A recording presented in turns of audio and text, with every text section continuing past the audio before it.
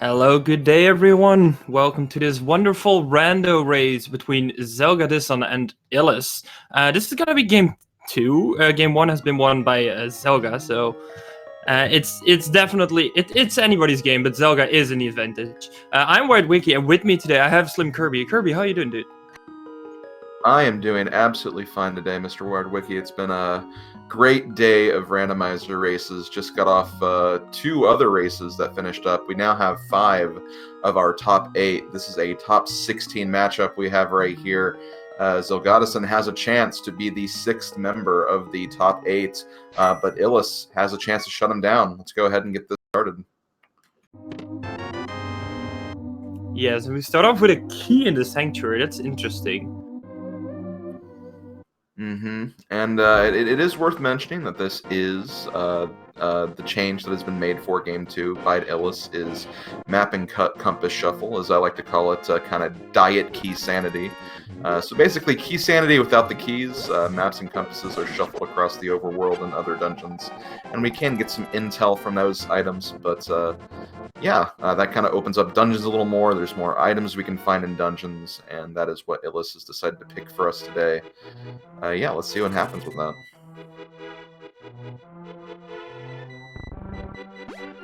Yeah, and Zelga defeating that soldier to get the tier 1 pull, same with Illus, but Zelga actually got a full magic out of.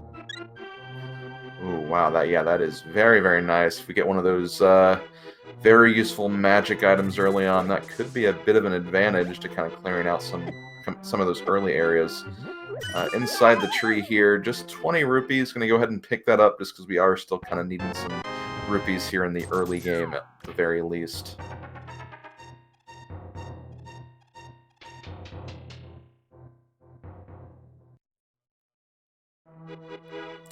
And yeah, with that, we are off to Kakariko, where there's going to be a huge volume of checks here.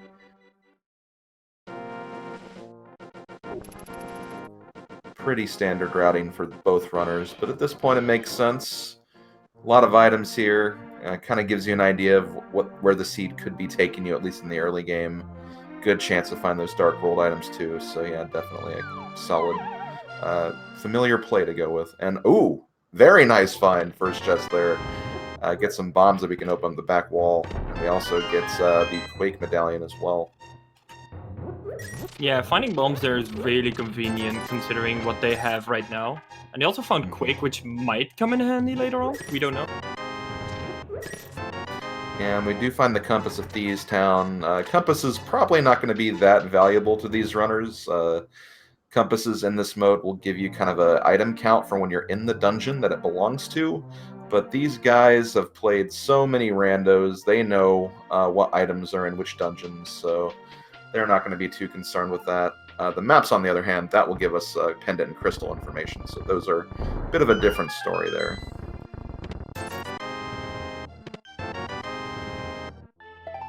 Yeah, maps are definitely the things that they're looking out for at this point, at least in this variation.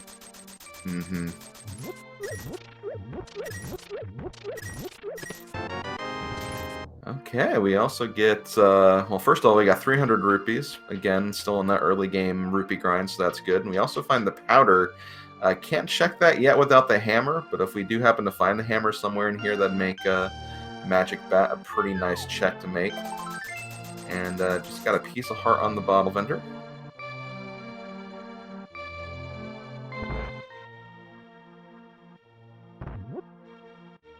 So far, nothing really interesting, but mostly helpful items, I would say. Yeah, I'd agree with that.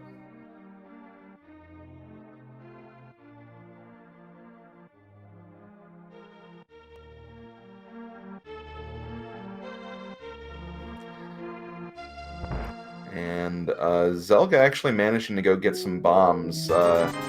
Makes sense that he's down to 0, and he might see a mini Moldorm cave in his future, so that'd be a decent check. And Illus is going to do the same thing right after pulling that 50 rupees from the tavern. Guess that might have been a good sign to actually go get those bombs, honestly. Yeah, I think Illus was just checking if they could find the bombs in the tavern. Oh, yeah, that's a fair point too, definitely. Yeah.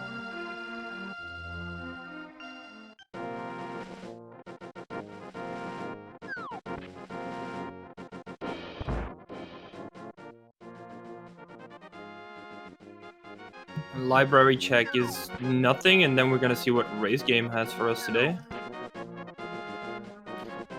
None of them are going to take the gamble on it, and it is good that they do. Full heart, definitely nice, but not going to give us any progression, so they're going to just put that away and not really be concerned with that. Both starting from Link's house now. We have not seen that. I do not like getting a bottle there, especially when you do a full Sanctuary start, because now you have one check in Kakariko that's kind of left alone for a little bit, and that could have easily been one of our progression items.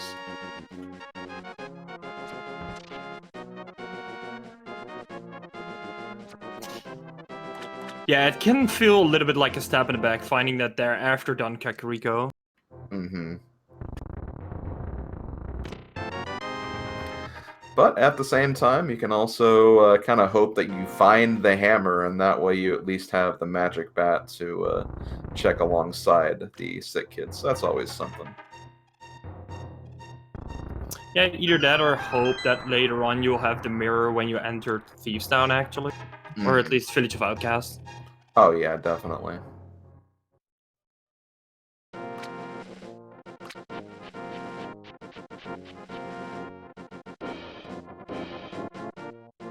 Okay, so Mini Moldrum Cave had 2 maps, one for Easter and one for Meyer, I believe, and the flute. That's very handy.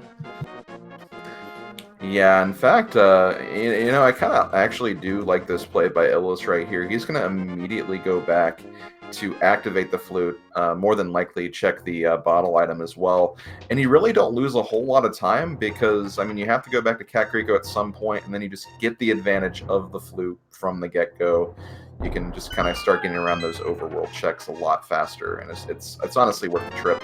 Meanwhile, just getting a compass from inside Agina's cave, so Zelda kind of lacking a little behind here, but still, I mean, this is very, very early in the match, so it's, you know, too soon to say that's going to make a big difference at this time.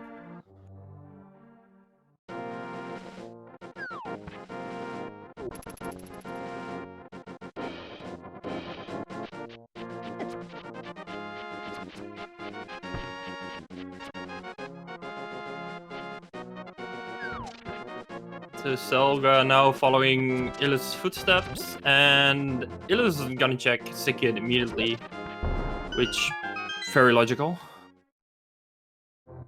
Getting another bottle, okay, interesting. Well, hey, we have a safety item, I guess. Revival if we happen to run into any problems, but that also means if we want a Death Warp, we'd have to get rid of that too, so I guess too soon to say that right now.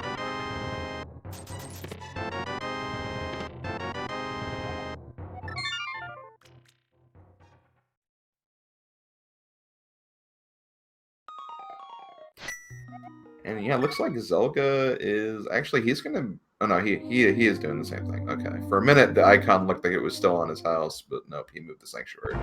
So yeah, he's gonna activate the flute as well, and more than likely going to be doing whatever Illus does next. And looks like he is going to. Yeah, that makes sense. Take care of this loose square while you're kind of still thinking about it. And you have the flute, which takes care of all that travel distance.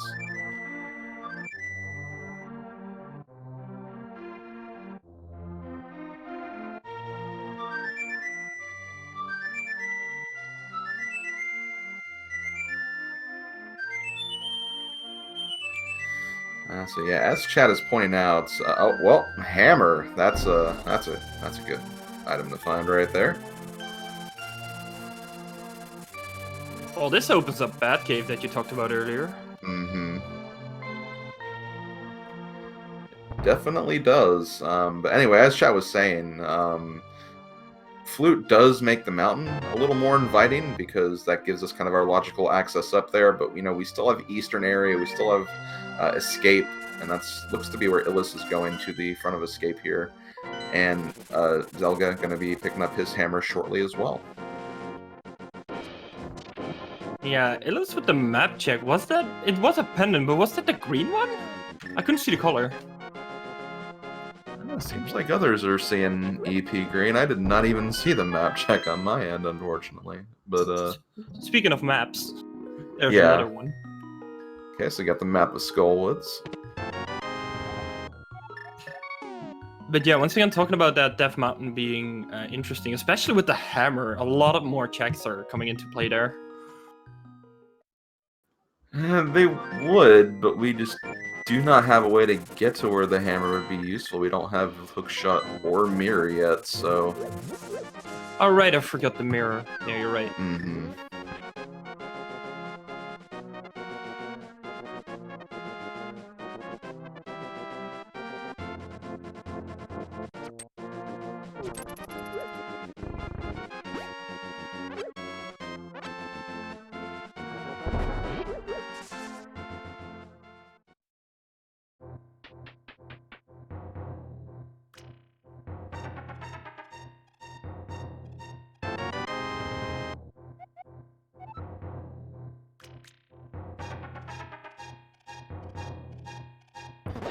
Okay, so our first item out of escape is a tiny level 1 shield.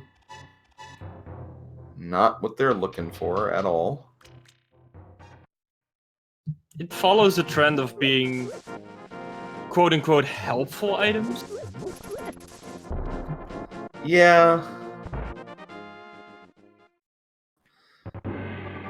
Although the tiny shield isn't that helpful, honestly. Yeah, it's better utilized with like the level 2 shield, so you can at least like block fireballs in some of those more annoying dungeon rooms and on blind. Yes, exactly. And Illus, they're releasing the ferry, setting up for Death Warp. Mm-hmm. Yep, good thing he remembered that, because you can definitely waste a lot of time on those death warps if you happen to die with a fairy in your hand.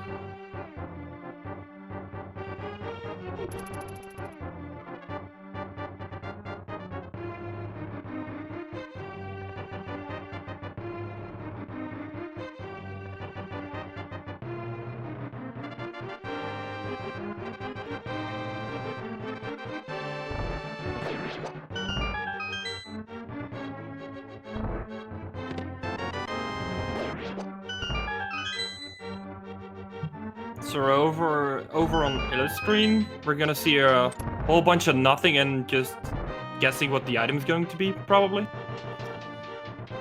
Yeah, pretty much. Unfortunately, in open mode, unlike standard mode, which lights it no matter what, without that lamp, we're not going to be able to see anything in here, so gonna have to work your way through these rooms. Can be kind of difficult, especially with the item sets we have right now. We don't have a sword to really show where we are. There's a lot of enemies that can just kind of bump you all over the place, so it can be really, really obnoxious, but I think he's doing alright. I think, yeah, he's in the right area right now, so he's about there.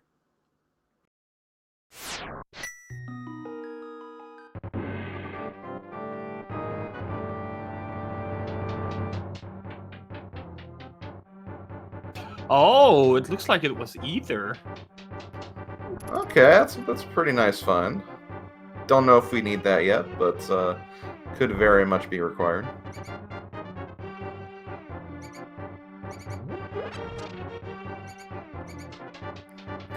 And yeah, looks like Zelda going to be making the same play here, so once again, going to see a whole lot of nothing on his end. Except maybe a few bombs or hammer hits every now and then.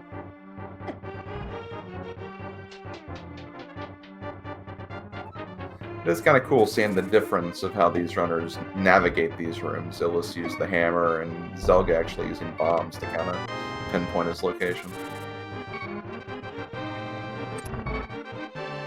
Oh, and Zelda actually going through with it, going to the back of his gate. He does, yeah, he did have that small key, and oh, and finding the lamp over in Sahasrala's closet over there. Of course. And at least puts it back into logic. Mm. And you know, it is interesting because, you know, this is a scenario where gloves could be back here, and that might be the only way to get to the back of escape at this point. because we don't have the gloves to open up the back way. So this could actually be required, and this can actually give Zelda back some time.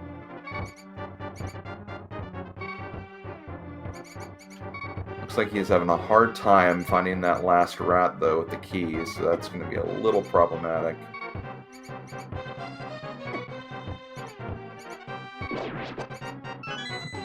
We got it, though.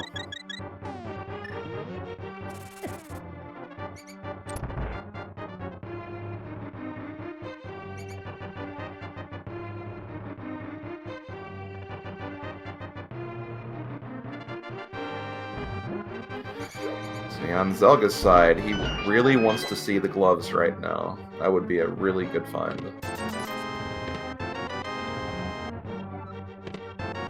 Ooh, unfortunately 2 compasses and a red rupee, so he at least has the satisfaction knowing the escape section is cleared out, but did not really get a whole lot aside from that ether medallion, and Illus got that as well, so going to be moving on to Eastern 2 as Illus finds the single arrow here in Eastern.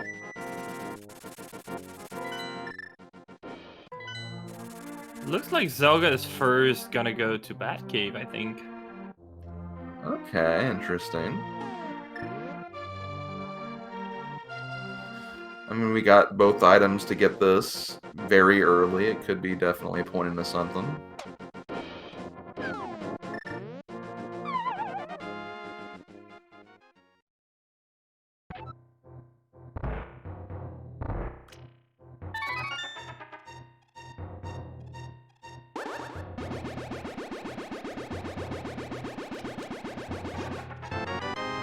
Ooh.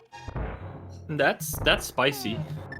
That is very spicy. That's going to definitely change his routing now. He's going to be going straight up to the mountain at this rate. He has the tools to enter Tower of Hera. He can check the east side of Death Mountain. That was a very, very good find for Zelda. The only downside for Zelda at this point, but Zelda doesn't know, of course, but if Zelda checked Sahasula's closet, Zelda would actually be able to beat Tower of Hera already. Right, yeah, it would be the satisfaction of being able to full clear that on the first go, which he will not have. But then, who knows, could get lucky with that, maybe that small key being locked behind itself. That can happen, so...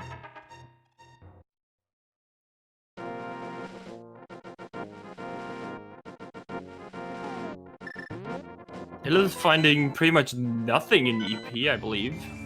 Yeah, I did not see anything on his end either. Major notes.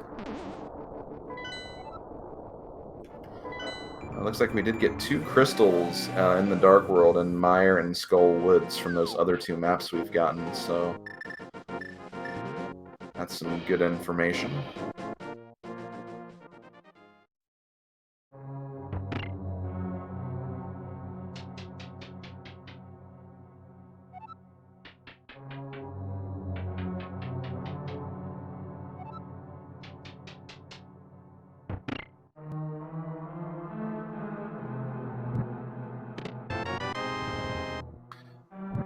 Well, for right now, don't have to worry about the basement, but again, we do not want to see that small key, because at this point, if we do see that small key, this being map and compass shuffle, we know there is going to be an item in the basement, so that is the last thing we want to find right now.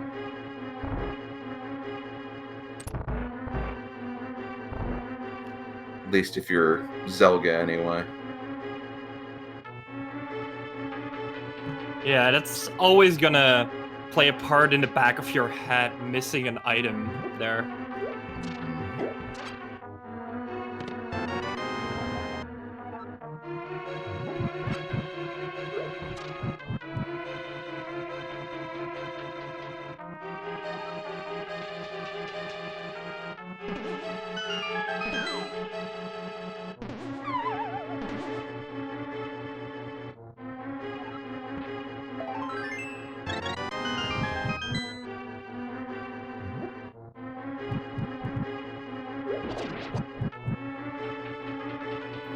Illus rescuing the old man, getting some cash for it in exchange.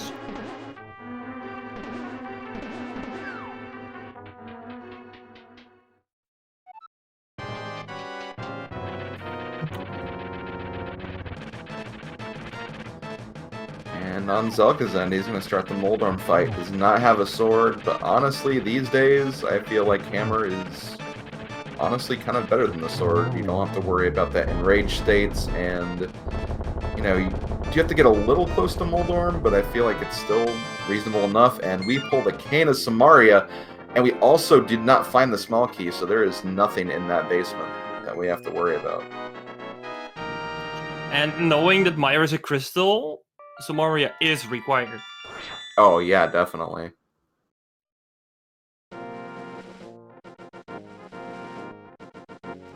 So that's definitely a good find. Mm-hmm.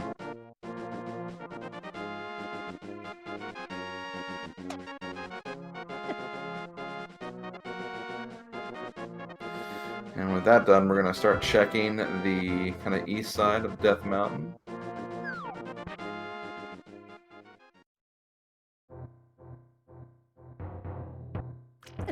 At this point, we still only have one of our Dark World items. We have the hammer, but we still need the glove and the moon pearl to do anything in that area, so I still need to find that at some point.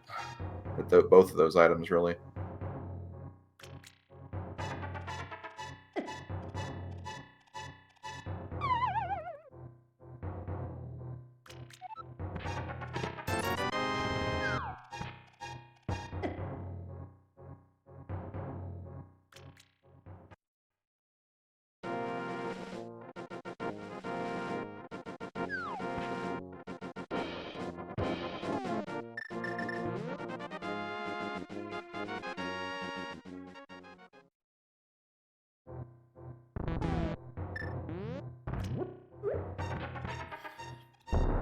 Zelga actually using some good game knowledge right there, going to that entrance of Paradox Cave, so we can use the mirror to delete that block. And inside the first two chests of Paradox Cave, we do find the Moon Pearls. So that's two of our Dark World items now.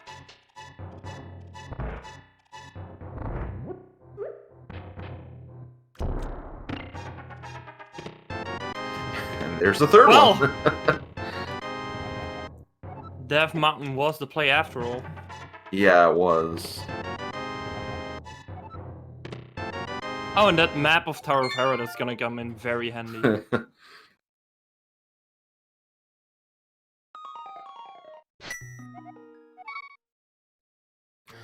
Moldorm is a little less kind to Illus today, but Illus does make it through the fight and gets his first crystal.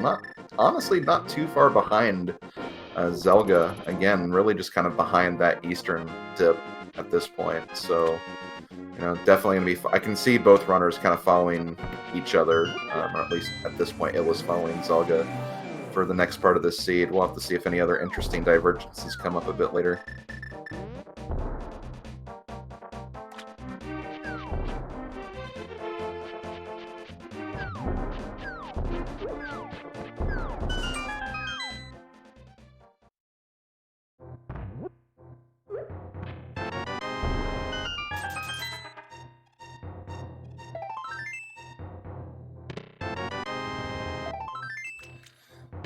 Zelga doing a bunch of chest turns in the Hype Cave. Getting a mushroom, which, I mean, fetch quest? It might be necessary, you never know. Yeah, and if he wants to like go all the way up to the right side, which I don't imagine he's going to do, but at first he is going to check what the 5 and 6 crystals are. But if he goes to Catfish, he can take care of the mushroom along the way, and we find out that our red crystals are going to be in Palace of Darkness and Swamp Palace today, so that's 2 more crystals we have the information for.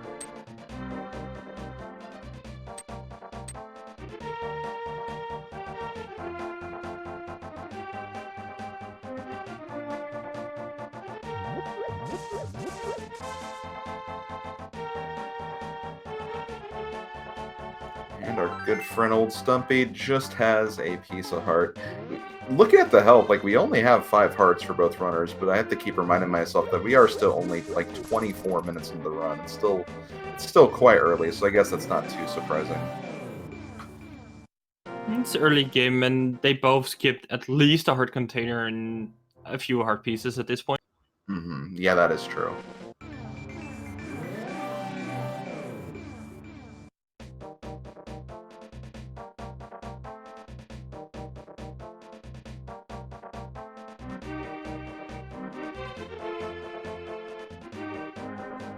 And besides that, especially with Bloomo, I think these players are experienced enough to just survive with low hearts.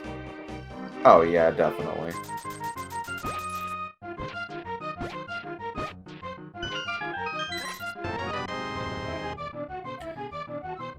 Now, that Swamp Palace map would have been nice if we didn't already get that information from the bomb shop guy.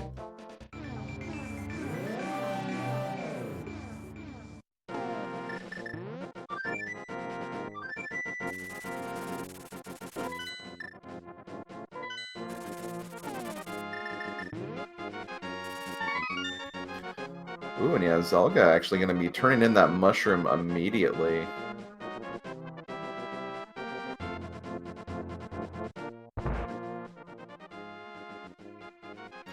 And it pays off with even more defense.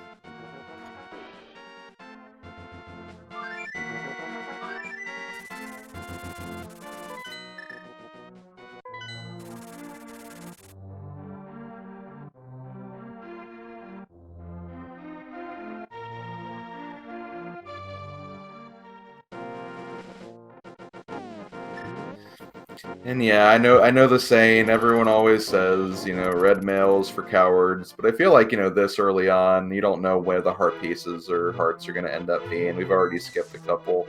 It's not a bad thing to say no to, mail, this early on.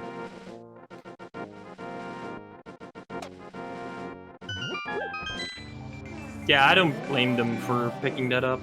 Mm-hmm. If we were later in the seed, yeah, I could see skipping it, potentially, but...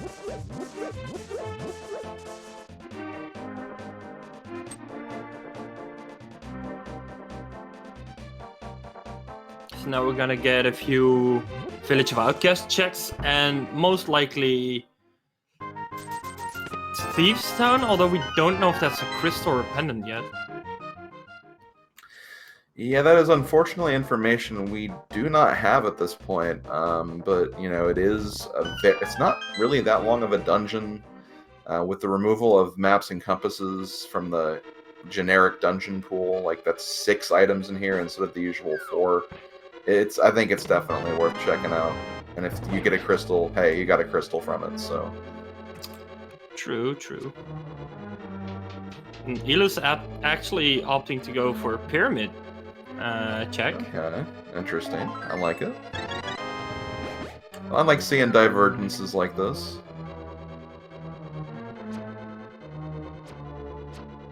Illus probably gonna go to Catfish, turn in the mushroom, maybe even check the Zora area. I mean, Illus doesn't have enough rupees yet, but who knows?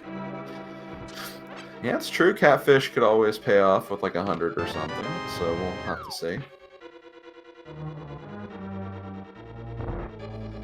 Of course, though, he is also going to turn the mushroom in, as we do find a sword here in Thieves Town. Honestly, not a bad place to find a sword. You know, we have red mail, we can do hammer. I'm sure Zelda can handle hammer blind just fine, but with the sword, you have blind script that you can easily do every single time. So that's definitely something you want to find early on for this dungeon.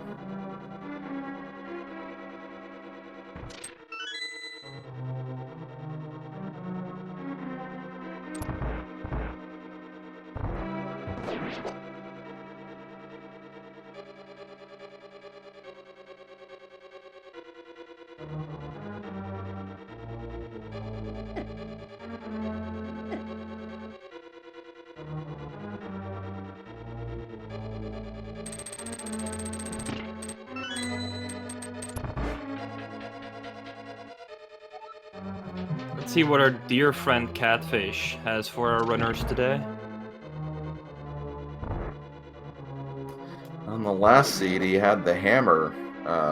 This time, just a heart container for these guys.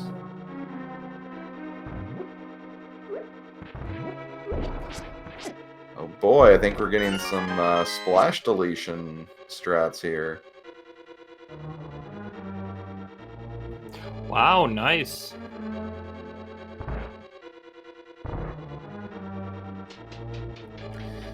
So yeah, basically my understanding on that is essentially you saw him use a bunch of his different items, basically creating a bunch of sprites on screen.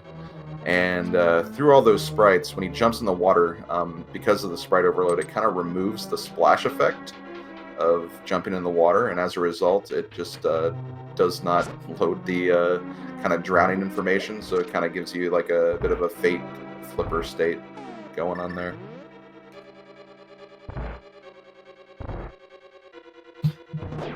Yeah, and Illus beating those crabs, hoping to find the 20, but very unfortunate not getting. Mm-hmm. Yeah, you gotta try though. You gotta try. It's like you're this close. You don't want to have to revisit it, but just did not quite get what he was looking for there.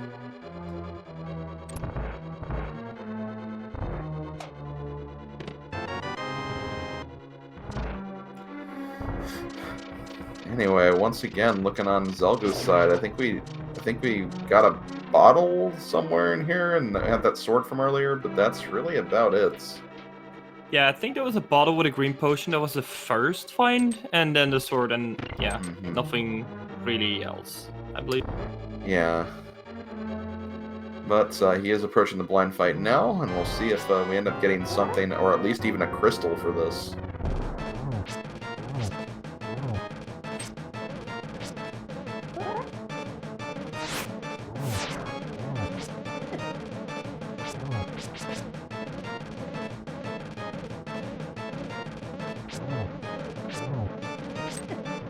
And it seems like, well, first of all, a good blind fight from Zelda. But it seems like there's another divergence where Illus opting to go for Skull Woods, knowing it's a crystal.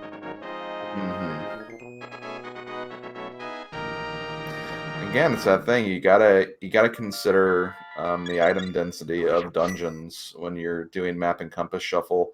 You know, Skull Woods normally has 2 items. In map and compass shuffle, it has 4. So you know, more likely to find something, even potentially that fire rod in its vanilla dungeon. So definitely not a bad check at all. No, not at all. And it seems like Thieves' Town was a crystal as well, so that means we now know 6 out of the 7 crystals. And if I am either of these runners, I would want to make that Turtle Rock one probably the last, or one of the pendants and not the last crystal. But and we'll have to see.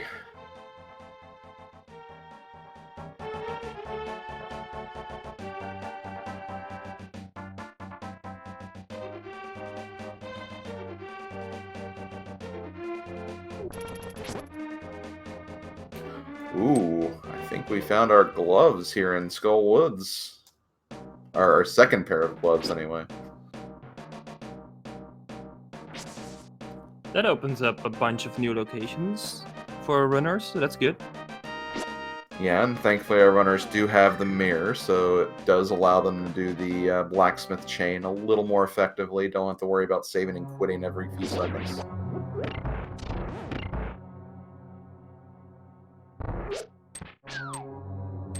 It also opens up Desert Palace for them now. That is true. Yeah, it does. Although we don't know yet if they're actually able to beat it because of not having boots yet. Might be boot locked, I believe. Yep, it can still be boot locked, and on top of that, Zelda doesn't even have his fire source yet, so he wouldn't even be able to finish it anyway. Right, Zelda still hasn't seen Sashula yet.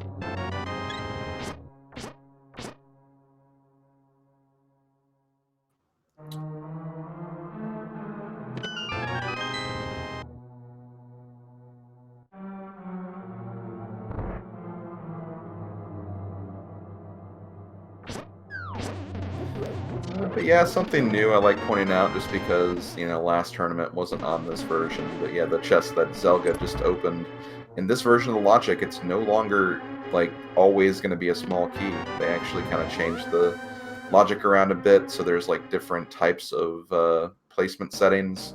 And in this particular setting, that chest can be something other than a small key sometimes.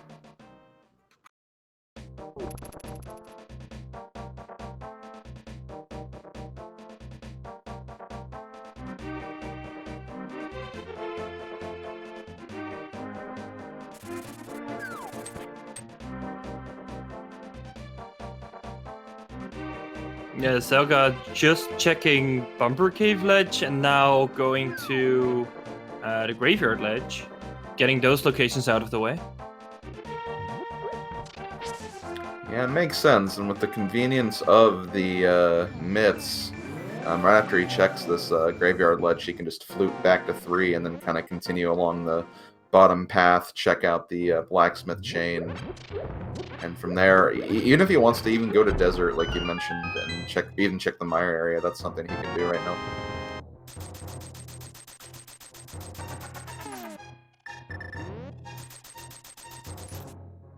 So let's see what Zelda has in mind for now.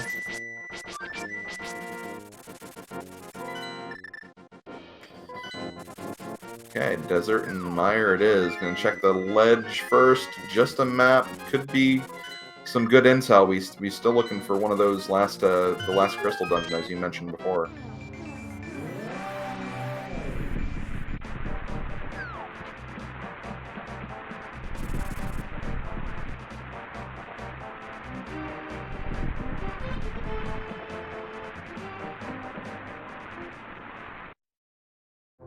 And it looked like Misery Mire, you need to have Quake for Misery Mire. They have that, but there's still no way to clear the first room without hookshot or boot. Yep, that is true. We are missing that, unfortunately. Even if we had one of those 2 items, it's still not even a guarantee either if the big key is in one of the torch rooms, at least for Zelga's side anyway. But it does pick up the map. It is for Dark Palace. Once again, we do have that info already from the bomb shop guys, so not going to be too helpful for Zelda right now. But we're going to hop into desert, see what we can find, see if we're going to be boots locked immediately or not.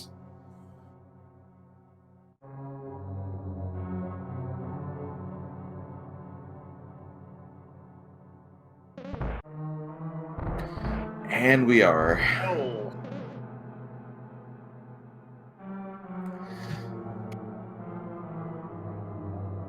But this still doesn't mean boots are actually required to beat the seed because of not knowing what desert it actually is.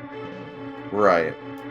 And honestly, this does kind of work out for Zelda just because he doesn't have the fire source anyway, so even if he did have the big key, like, he wouldn't be able to go to the boss regardless, so that's honestly not the worst case scenario for him.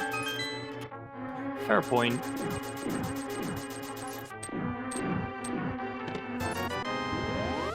Zelda getting a lot of money. I think the seed is telling him something.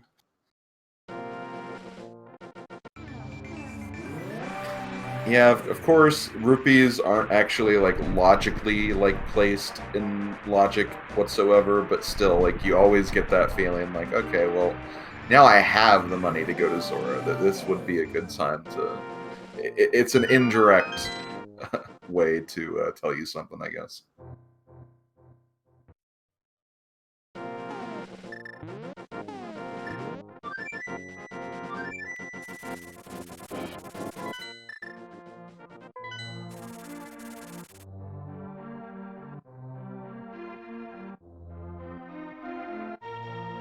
Yeah, and I think Zelda is now opting to go for the blacksmith chain, by the looks of it. Yeah, at this point I could see him kind of doing the blacksmith chain, like going up to, and then if he wants to, he can kind of go towards the pod area after he's done with all of that. I think we still also have to see Dark Death Mountain 2. There could be something in the Super Bunny Cave.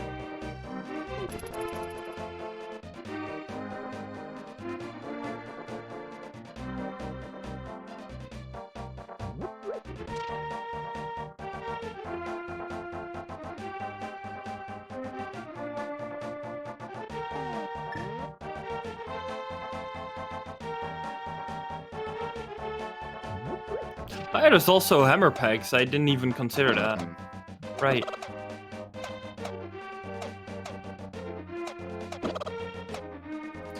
Yeah, it's one of those things you always kind of lump in there with, like, the blacksmith chain, because you're always going to do this alongside the blacksmith chain if you're going for that.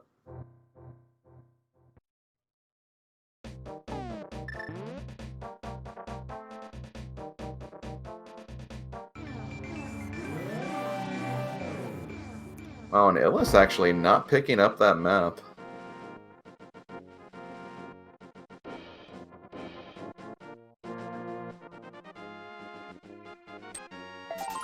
Yeah, and I believe that was the map for Swamp Palace, which would have been Yeah. good information for Illus, because Illus didn't check the 5-6 crystal yet at the bomb.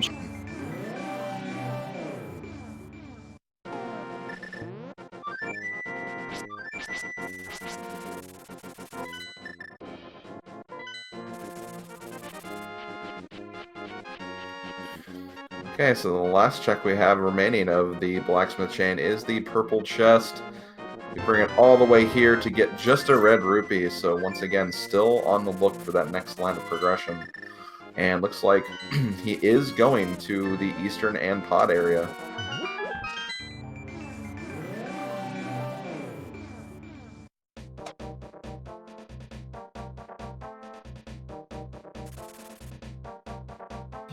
And now I wonder, because Zelda is probably gonna pick up the fire source in Sasha's hut, but I'm also wondering, would Zelda first go for EP or for pod?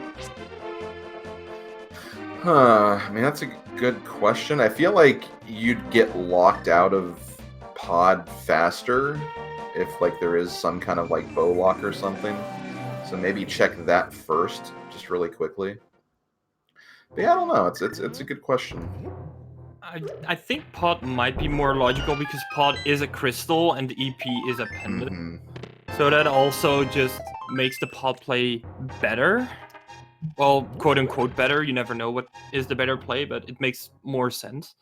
Yeah, for sure. And of course, item density, because again, not compass shuffle. It's 7 versus 5 potential items.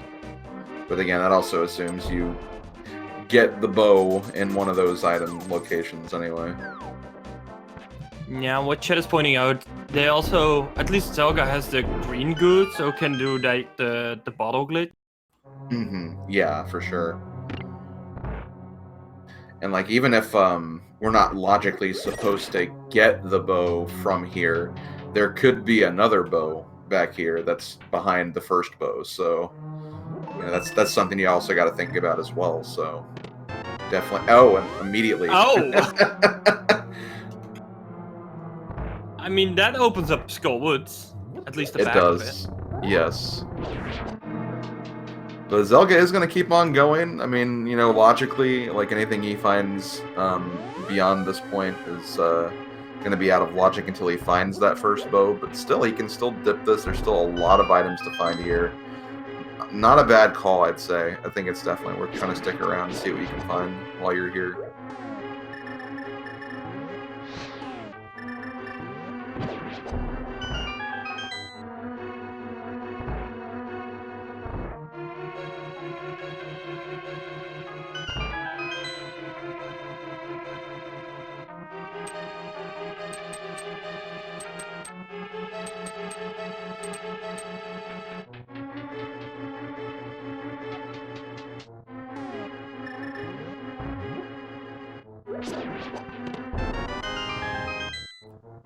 There's our other way into desert, and also a way we can check the tablets as well.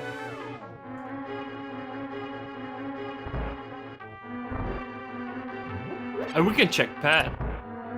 We can also check pedestal, that is true. And that's something we can do very soon, because we just got the fire rod to finish up Skullwood, so that'd be perfect.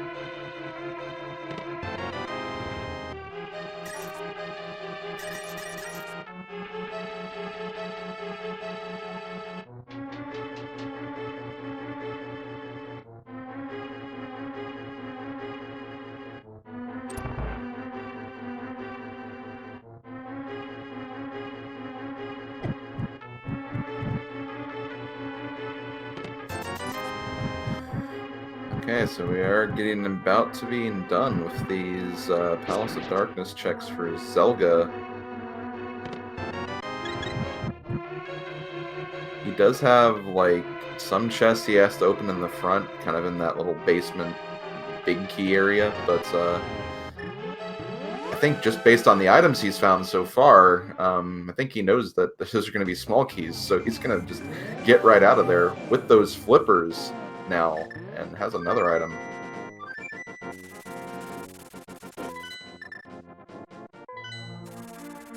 So at least we know the flippers are bow locked, which is interesting.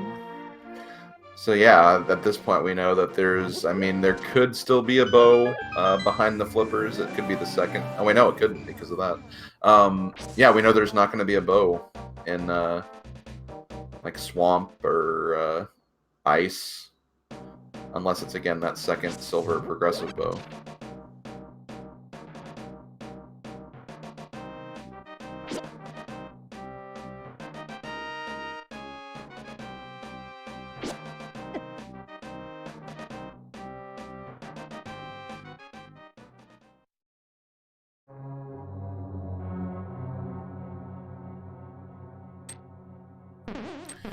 And yeah, basically after finding Fire Rod, Zelda is going to go straight to here, finish up Skullwoods. It is a crystal, and yeah, he'll have the ability to check the pedestal as well, just to make sure this is not a pet seed, and if it is, he can at least get mentally prepared for it and kind of know what he'll need to finish out the rest of this seed.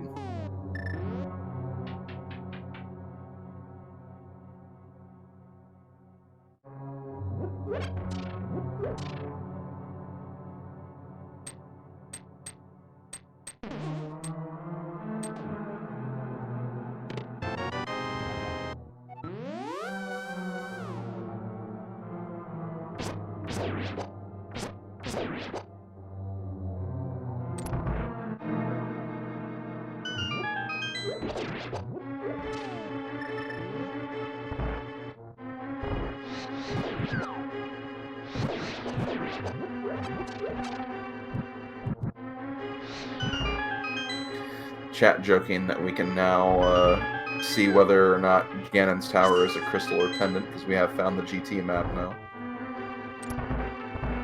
I mean, it's very important to know that. I mean, yeah.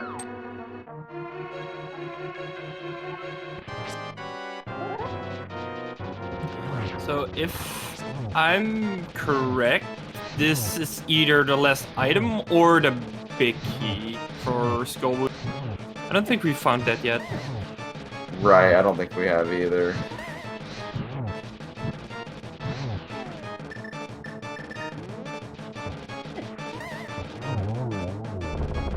Well, let us see.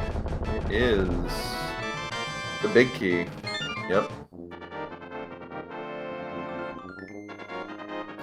Now, I will admit I haven't been paying the most attention to like the small keys, because there are technically 3 of them for Skullwoods. Me neither. So we'll see if Zelda goes for the big chest. That means he does not. He does have all the small keys, or did collect them all at least. Oh, and Zelda not actually checking the pedestal.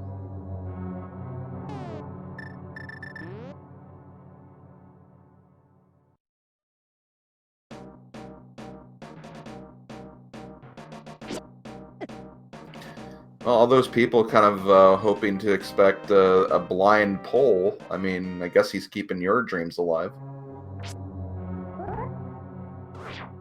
Zelda going for the big chest, so expecting an item here. Yeah. Oh! Oh! There it is!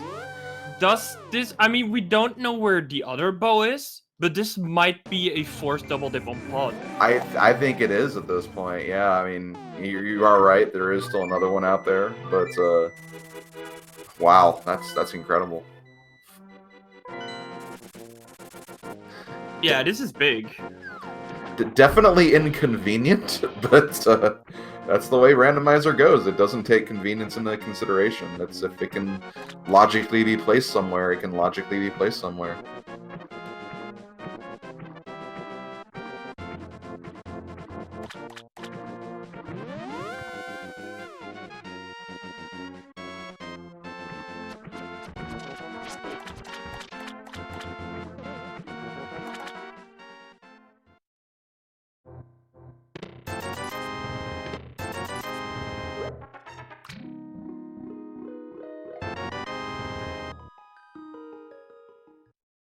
Can you imagine the other bow being on Zora? I mean, we're gonna find that out shortly. That's exactly what Zelga's doing next.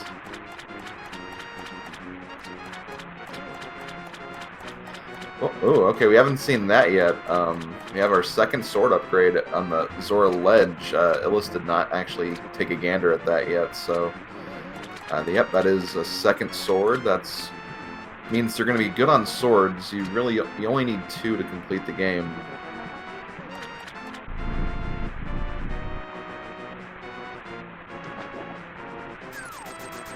Oh, man.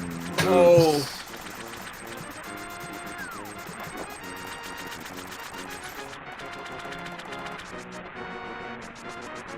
Zelda is just finding all the right paths in this seed.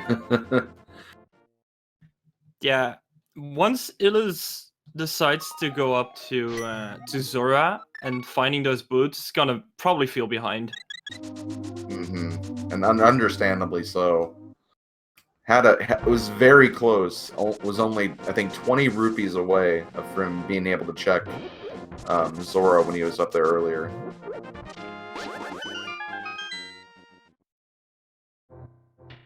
And he is actually going into Ice Palace next.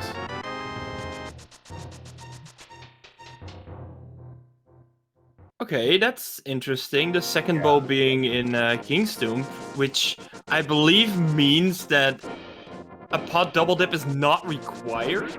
Because yeah, it wasn't pot double required. Dip wasn't technically. You're correct.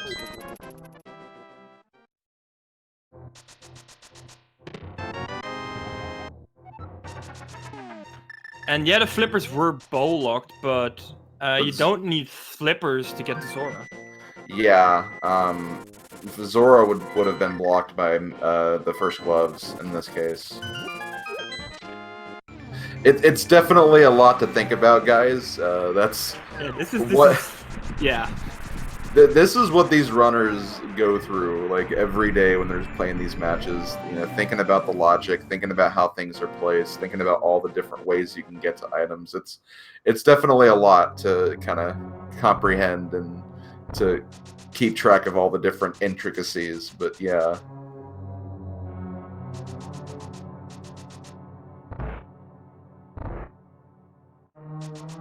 I think soon we're gonna find out if Desert is a crystal or a pendant.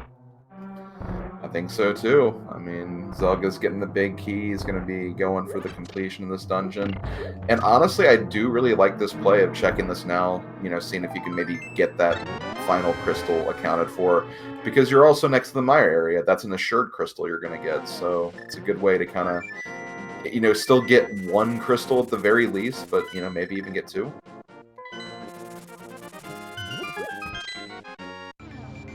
Or he's gonna check the Mire area first anyway. But, I mean, he's still in the area at least. Probably just checking that for that 1 item. Maybe hoping to find a map in Misery Mire, knowing what the last crystal is. Yeah, that's a good point. Yeah, because if he gets the map, he can save time by just checking it after he's done with this. So yeah, that's a good point.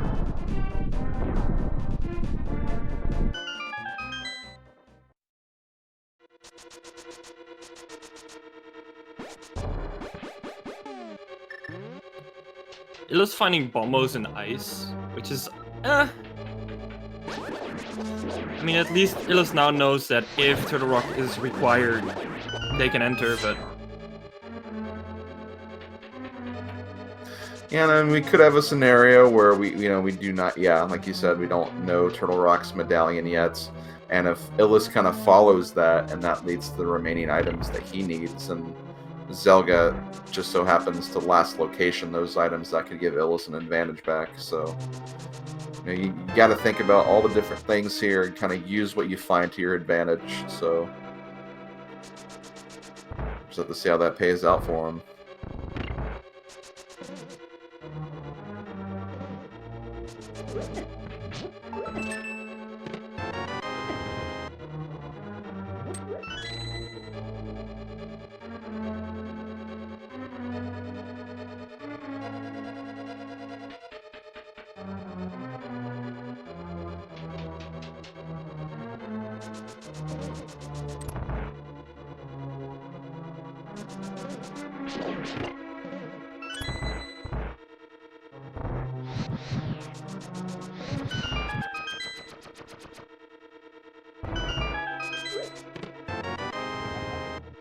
Oh, there's a Desert Palace map! Wow! What a call. What a call.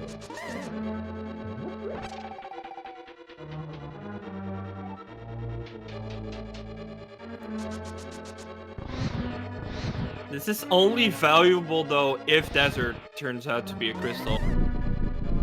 Right. Well, not... Well...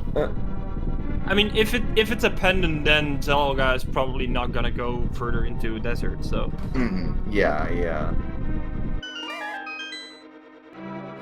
The thing is, like, there is one item at the end of Desert still, so, you know, it's still something to think about, I guess, even if it is a pendant, but, yeah, you'll definitely feel less inclined to do it, for sure, if it ends up being a pendant.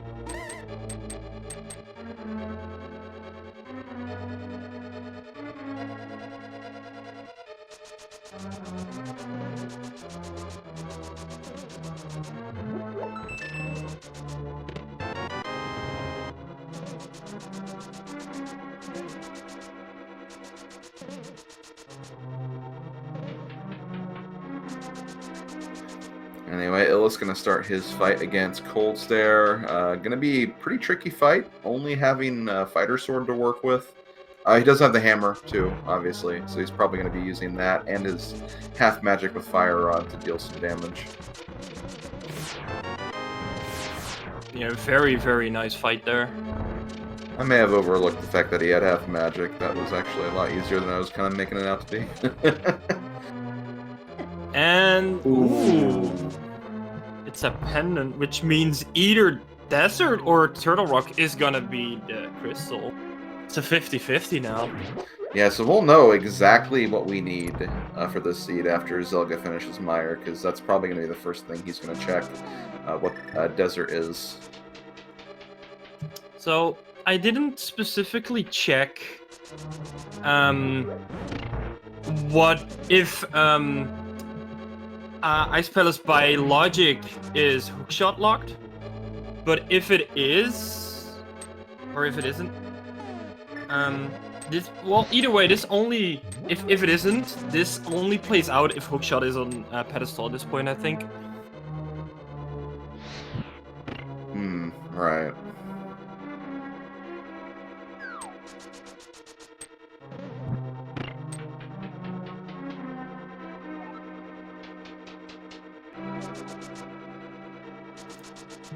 Or Ice Rod if Turtle Rock is a crystal.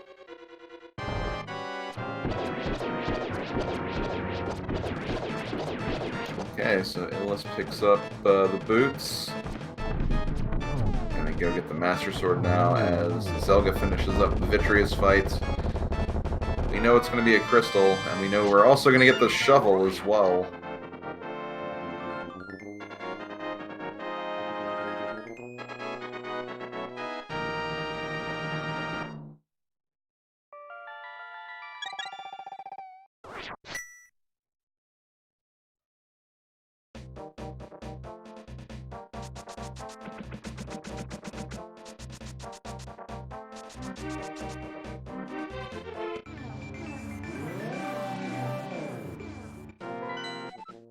And Desert is the last crystal. Okay, so with that, we are literally just looking for the hookshot. Because, yeah, Turtle Rock is a pendant, so we do not need the Ice Rod. Unless, again, that hookshot being potentially on pedestal or something, or, again, assuming if the hookshot logic of Ice Palace didn't come into play. Then yeah, that's pretty much all we're looking for right now.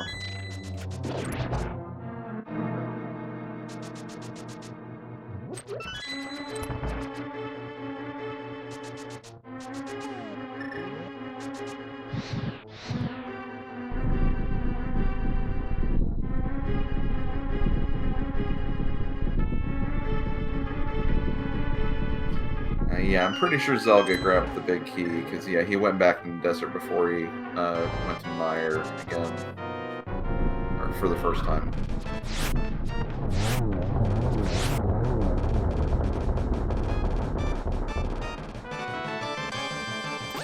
Very nice silver fight from Zelda on the La Mola. Mm-hmm. Yeah, definitely.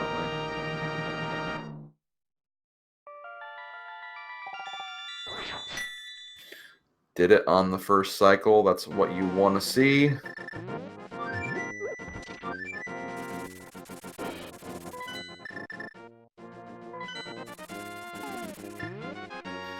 And with that, Zelda is heading back into the pod eastern area.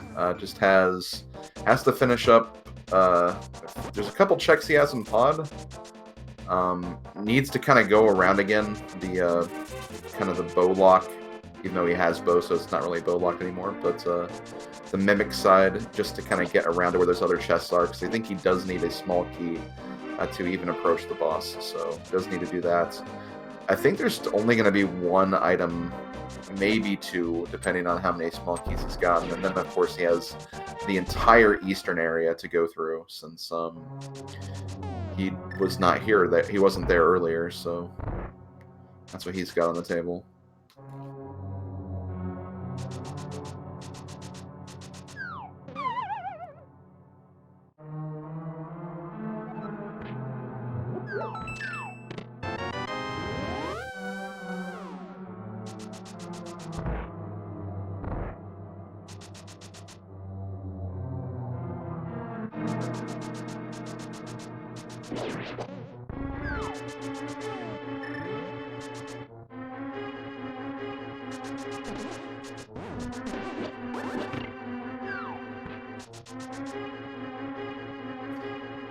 Very nice Samaria block kick to get that switch.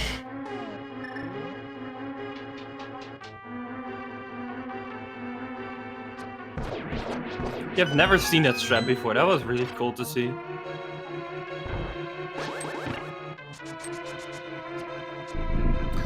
But yeah, looking at Zelga's compass right now, he only has 11 out of 14 checks. He's going to get his 12th from Helmasaur. The reason why he has more is that he's deduced from the small keys that he's gotten in this dungeon so far that the rest of the chests are going to be small keys. So because of that, he's just going to go straight to Helma and then pretty much be done after that.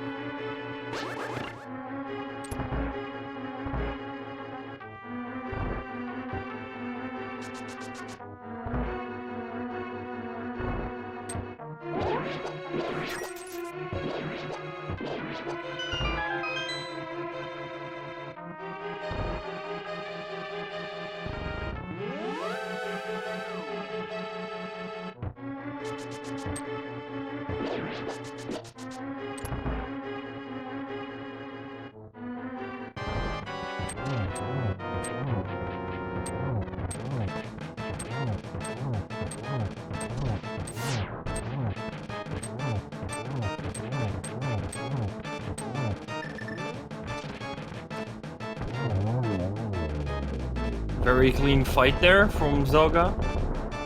Mm-hmm. And with that, that'll give Zelda his 6 crystals. So now he's going to be playing a little game that all rando runners don't really like playing. But where is that last item I need to finish this seed?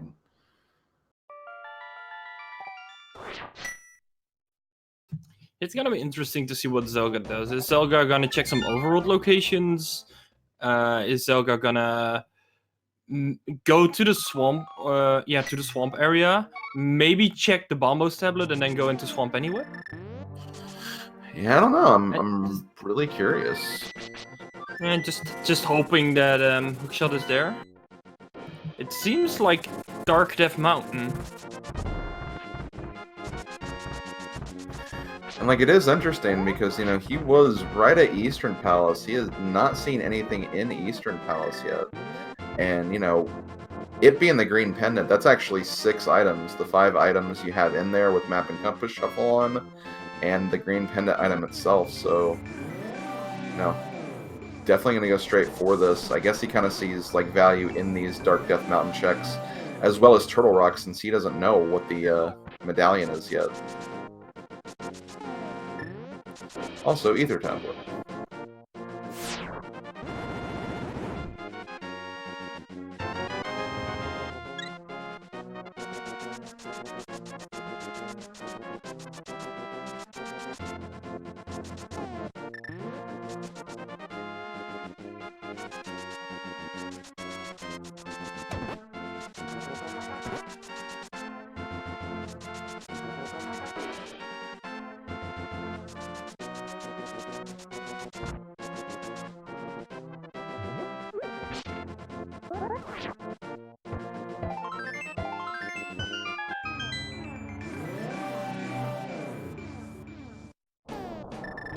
Okay, we got Ether, so both of our medallions were kind of switched around from what they would be in the vanilla version of the game. Turtle Rock is opened. Do not have the Ice Rod, so we can't complete it, but Ice Rod could very well be in the dungeon by itself. And of course, we don't necessarily need to complete it, because Turtle Rock is a pendant. We're just looking for that hook shot we need for Swan. Yes, and this also means that the Bombos tablet Illus found is just worthless.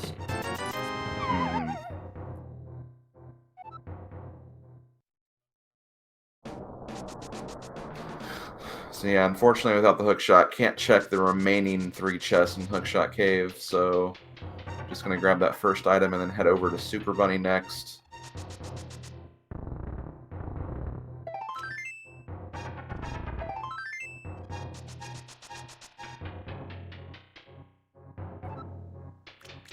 Oh, what a lovely Super Bunny cave that was. 2 pieces of heart, but no hookshot.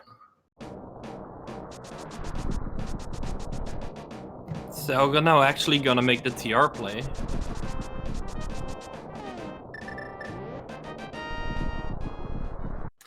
It's a strong play. Map and Compass means 7 items plus 1 at Mimic Cave.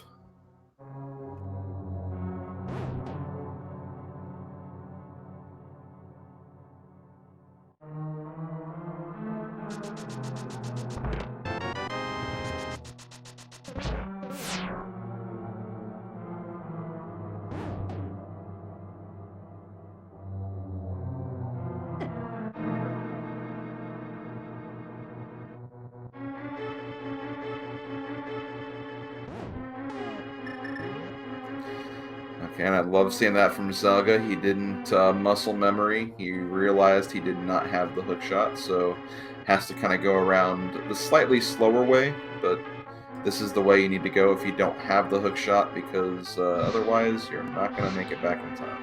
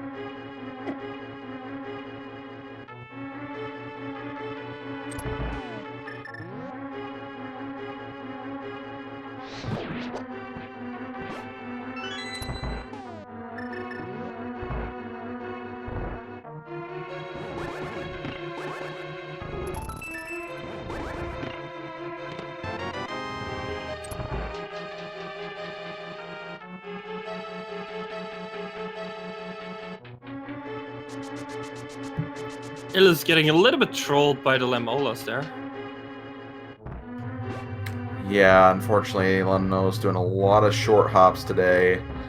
Also doesn't have the silvers, so doesn't have the opportunity to just one-shot each of the snakes. Has to use 2 fire rod shots on each of them, which is still, not bad. You can still get them pretty quickly, but if they start giving you those short hops, it can be a little more difficult.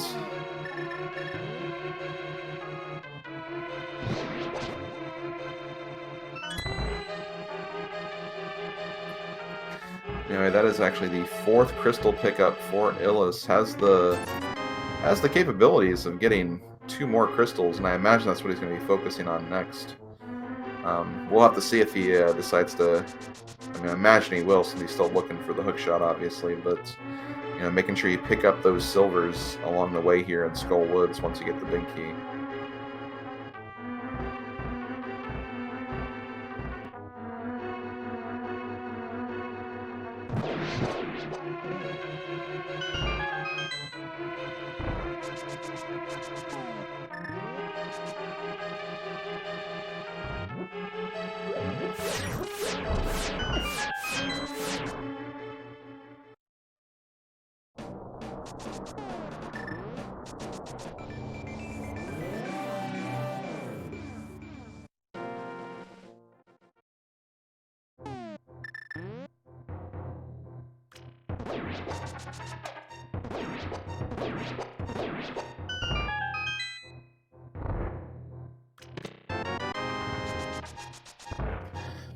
You know what? I can't believe I'm getting ready to ask this question, but have we seen Lumberjack Tree yet?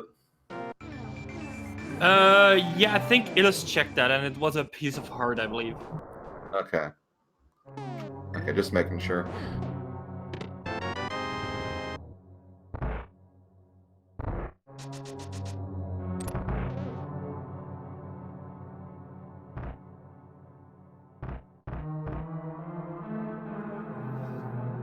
But yeah, you were thinking of an Agassiz. Well, a little bit, yeah. I mean, it's just I did not remember it being checked, and that would have been an interesting location because I remember them both starting the sanctuary route, but it just did not remember that tree check.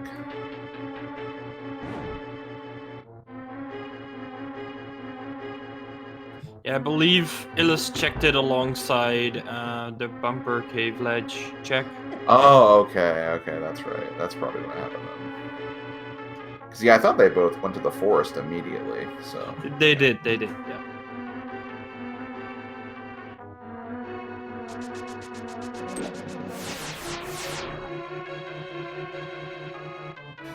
okay, so here we have Laser Bridge, a very, very heavy location here in Turtle Rock. I knew one of them was going to be the small key, but we have two other chests here.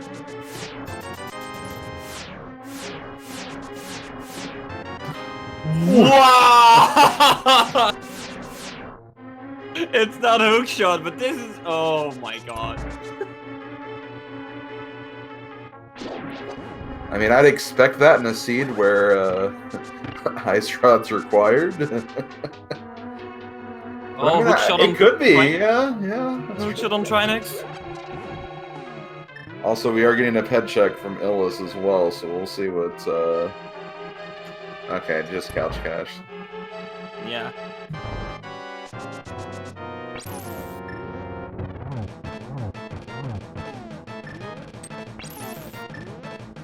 So that means the Ice Palace play was just nothing from Illus. But then again, the Turtle Rock play might be empty as well. I mean, yeah, it has Ice Rod, but if Trinex doesn't have the hookshot, it's not necessary at all. Yeah, if Trinex is nothing here, then yeah, this was a bit of a time sink for Zelda. Now, of course, Illus can't make that same time sink if he wants to capitalize on that.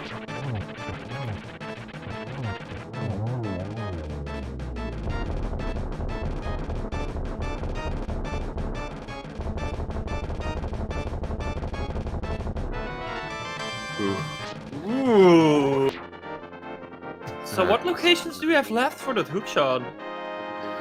We have Armos Knights and the Green Pendants. We have it's potentially being in Swamp. I also think we still have Dig Spot and Bombo Tablet left. And Spike Cave. Yeah.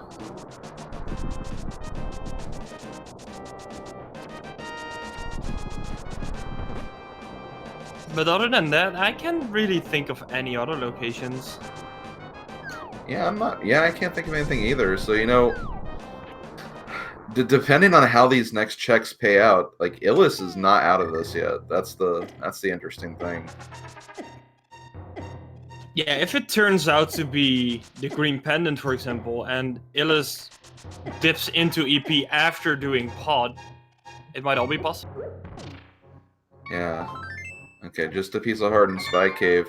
Because, yeah, if Zelga gets lured to Ice Palace next, then it's well, I mean, Turtle Rock's on the table for Illus, obviously, but you know, the time could be evening out quite a bit. Also, there's still this thing that Illus doesn't know that Swamp is a crystal yet. Because Illus never checked the bomb shop and just completely skipped the map in the digging game. That is true, yeah.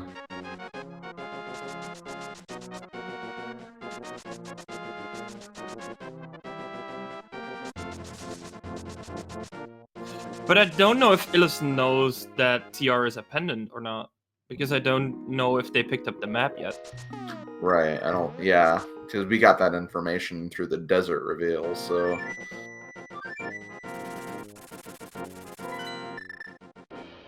I mean, Zelda knows, but Illus maybe not. Mm-hmm.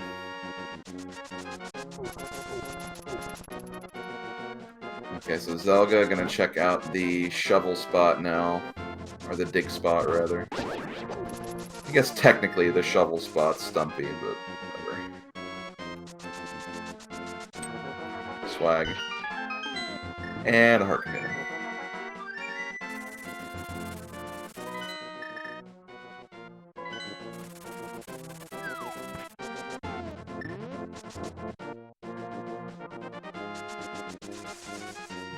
And I think it's gonna be Bombo's tablet into Swamp probably for Zelda now. Mm-hmm.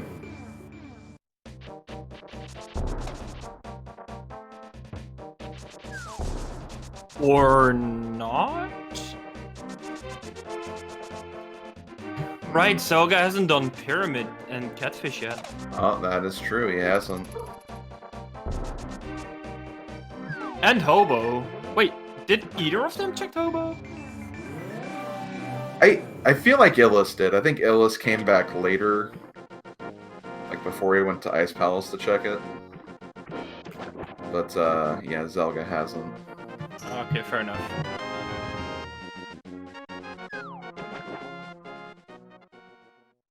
Yeah, that's right. He did Hobo, then he went to Ice Palace, then he did Right, Zora. yeah. I remember now, yeah. Okay, so with that, Illus is picking up the 6th crystal. So we are tied once again at crystal count. Yeah, it's a hookshot hunt. The one who finds hookshot first is likely ahead. Right, for sure. And it's also interesting because, you know, they both have dungeons that we know are not going to help them. Like, Zelda hasn't done Ice, we know that's useless. Illus hasn't done TR, we know that's useless. Illus is not going to EP. Illus is heading south. Yeah. Oh.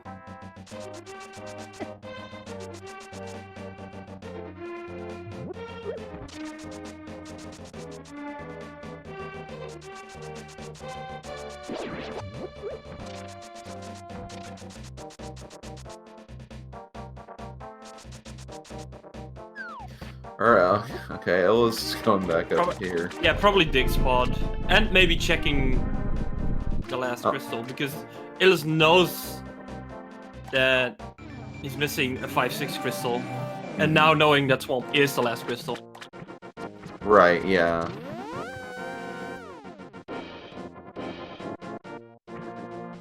And Zelda going into Ice. Oh, and Illus going to the mountain. They're both. Oh no! They're both going to pendant dungeons that we know aren't gonna have anything. Oh no!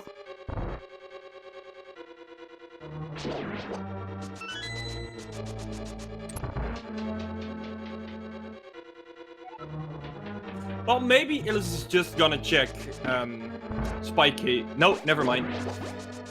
Maybe only Bombo, or yeah, Bombo's Either tablet and, well, Dark Death Mountain and probably, yeah, probably Turtle Rock.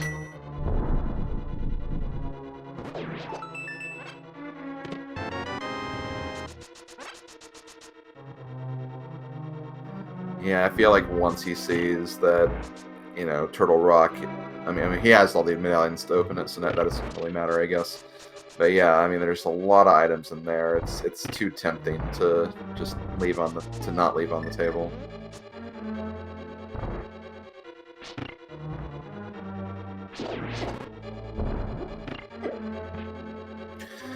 So yeah, Zelga's dip through Ice Palace, I feel like, will be a lot shorter than Illus's dip through Turtle Rock. So I'd still say advantage Zelda right now.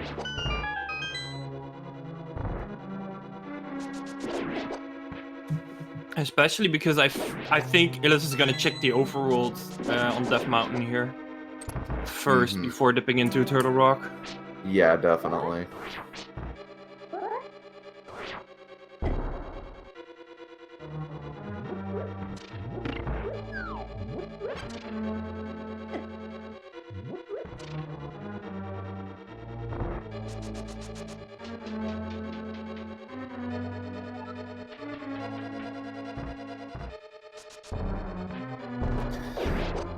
Zelda doing pretty much my favorite strat in Ice Palace, just dropping 2 bombs and bonking over the penguins to just get a very quick and free and easy kill on all of them.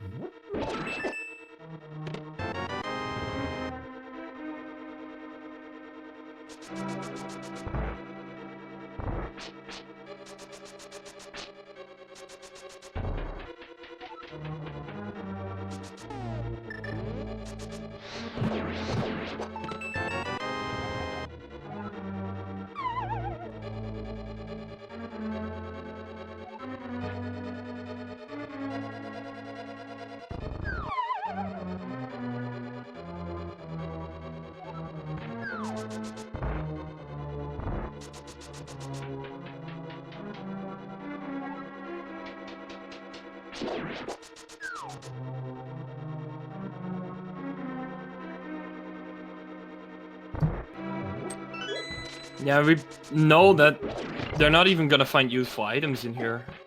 Yeah. Illus is gonna find Ice Rod, and that's about it. Yeah, and as we know, the Ice Rod only leads to 10 smaller, pointier things and 10 arrows, and not the actual pointy thing we're looking for.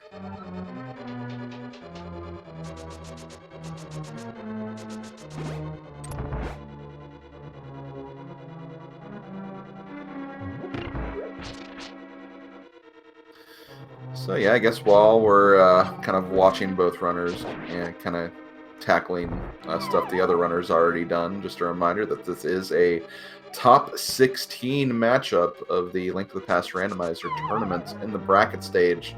We are getting close to the final weeks and matches of this tournament. Both players putting on a phenomenal show today, really broadcasting why they're in this tournament. Very competitive field. Very competitive qualifier group, and as we're seeing here, bracket stage. This is currently game 2. Zelda won game 1 the other day. With that game 1 win, Illus was able to change one setting for this game 2, picked Map and Compass Shuffle, which is why you're seeing all those wonderful maps and compasses on the treasures in this game.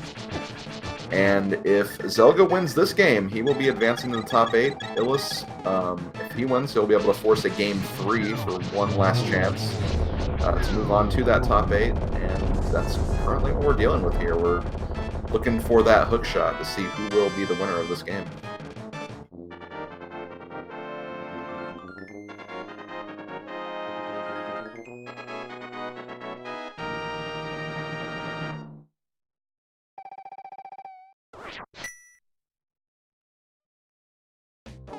Now, is Zelda gonna go to Swamp or Eastern? That's the real question. Well, at this point, Eastern would have the density, but he's going for Swamp.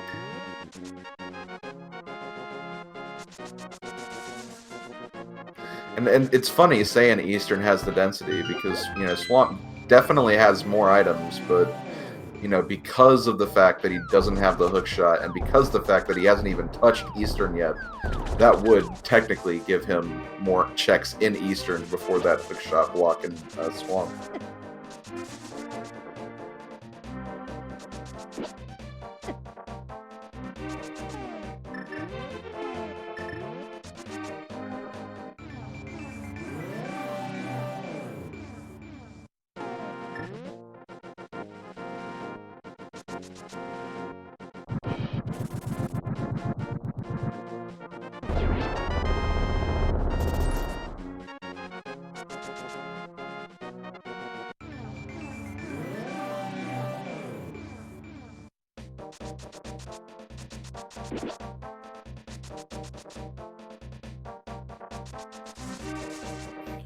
Zelda now going to make the swamp play.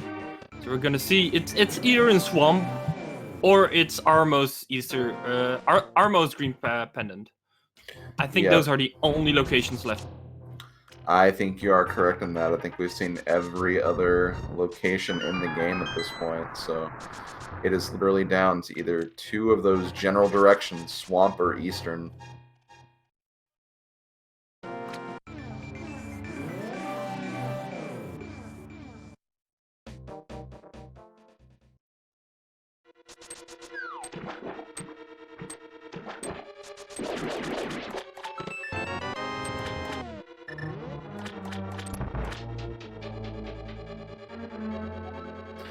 And see, the thing is, I mean, you know, if once Illus gets done with Turtle Rock, like, obviously there's a Spike Cave check, might also have some other overworld stuff to check as well. But at this point, I feel like Swamp would be the better play for Illus because he's gotten and dipped Eastern for a lot of the stuff already. There's only the Armos and Green Pendant left, but I think at that point there's still more in Swamp that would be available to him. Yeah, not only that, Illus already knows that Pedestal is empty as well. Mm-hmm. Yeah, for sure.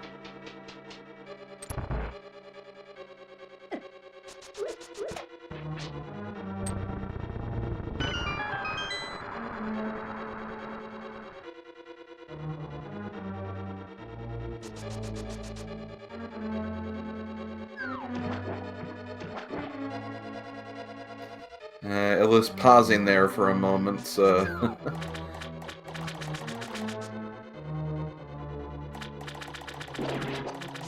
realization that, oh boy, I found the ice rod. Now I can get the last item in here.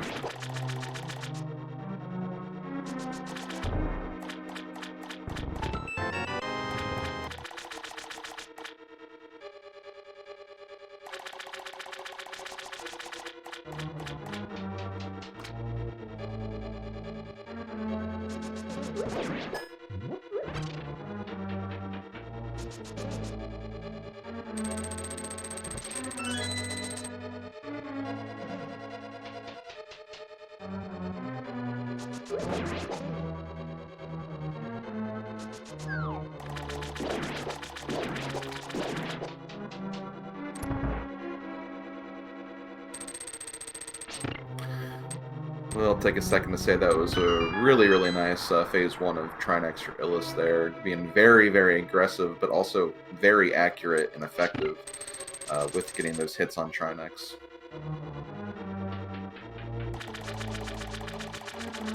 Yeah, that was just a great fight. Not to get 10 arrows. Mm-hmm.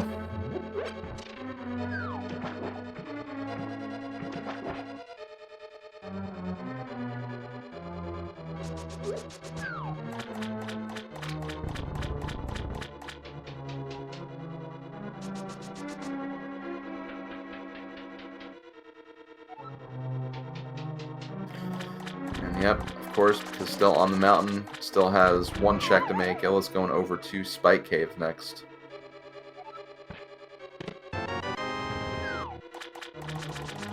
Oh, there's that big key.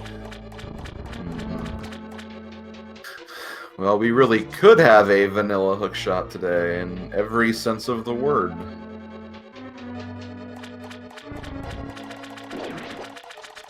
With all the checks, we know it's a 25% chance now.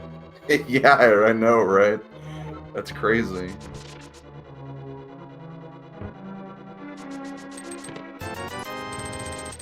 $33%? Yep. Am I saying that right? No, now it's 25 because it can be big chest, Armos. No, 33%. Yeah, you're right. 33. Yeah. Armos, green pendant, or big chest.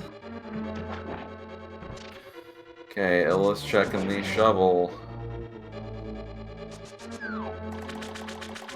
A part of me is just really saying if this isn't the hook shot. Ah, it's the hook shot. Oh my god.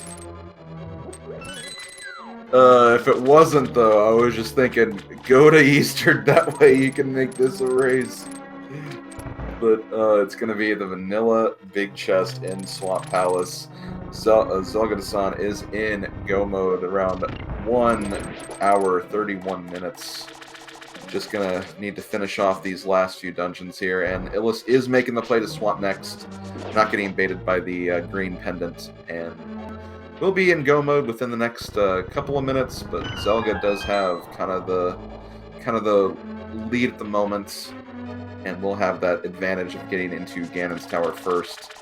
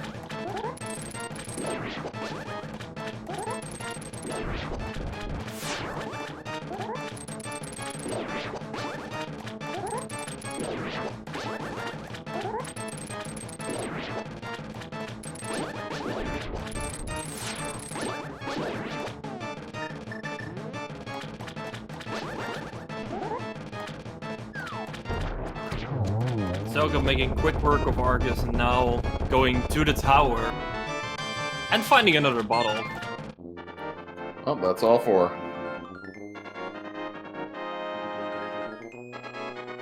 So with that, our lovely tracker Slowpoke has went ahead and typed a command in chat, which is prompting all of you guys to just type in a whole bunch of numbers. Wired Wiki, what's going on? Why are there so many numbers being pressed? Well, because we are playing a little game called Where is the Ganon's Tower Big Key? And we have 22 locations.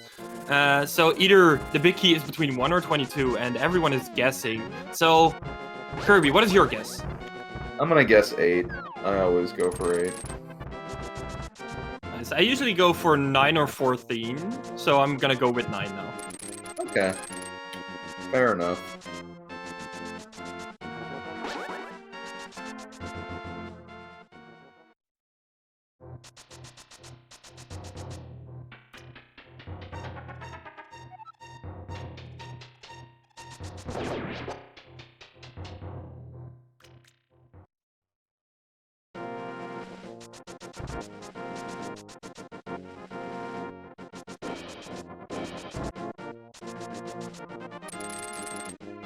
Speaking of our tracker, by the way, Slowpoke is doing the tracking today for this race, and a big thanks for doing an amazing work, for doing some good stuff there. Yeah, definitely. Trackers really help us out when making these calls on commentary. It's always good to see those items down there. It gets kind of a head, not really a head start, but you know, more time to look at those map checks. So it's always great to have them. Definitely hasn't been slow at all in marking the items on the tracker. So definitely major thanks for that.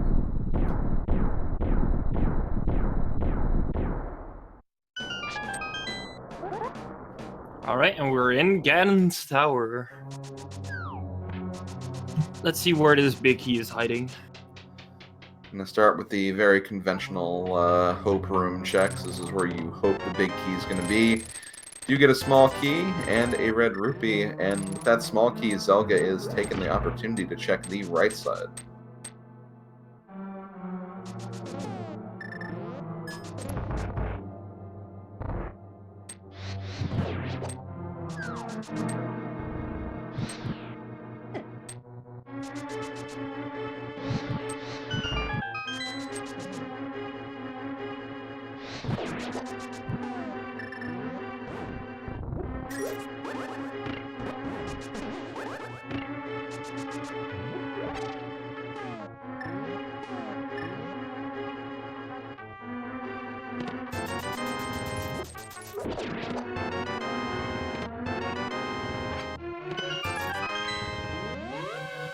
Okay, so we are through the first 6 checks, have not found it yet. Not on the right side unless it happens to be in tile room. But nobody wants to check tile room early, so we're going to save that probably for last. Actually, definitely last at this point. And we're going to the left side, just a red rupee on the torch. That is number 7.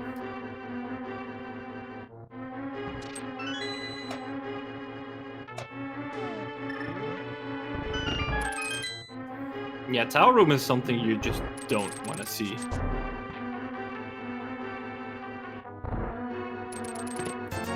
It's definitely paid off for people before, for sure, in these races, but it's not... doesn't happen a lot, so it's a very risky play to make. And there it is, chest number 11.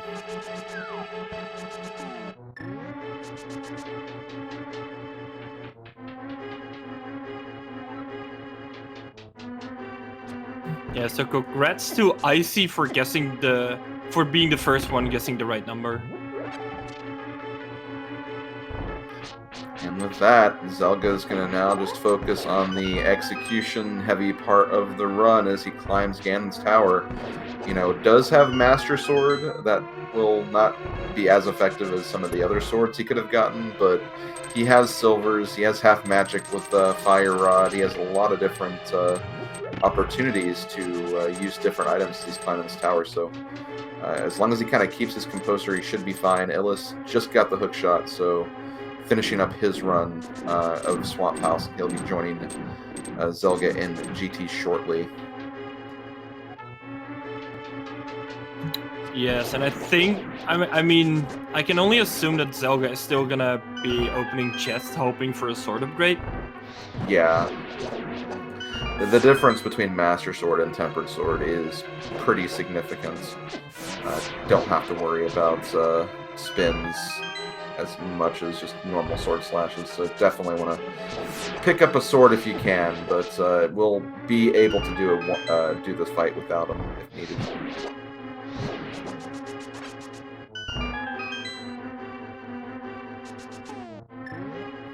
Yeah, both of these runners are definitely capable of doing Master Sword, but I mean, Tempered is really, really convenient.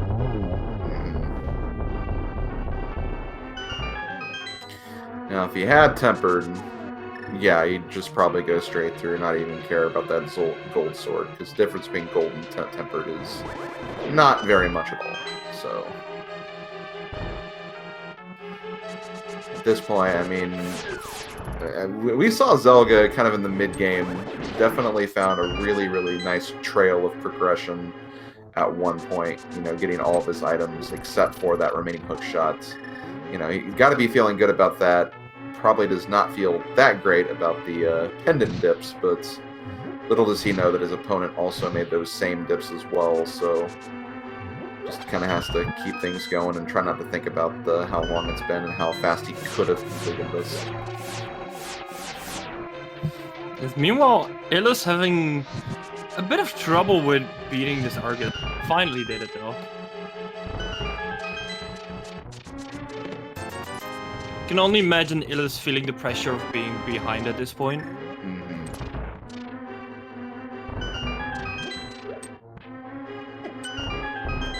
I mean, much like in the same boat that Zelga probably feels like Illus went all the way through Turtle Rock and Ice Palace and, you know, got pretty close to full clearing Eastern as well.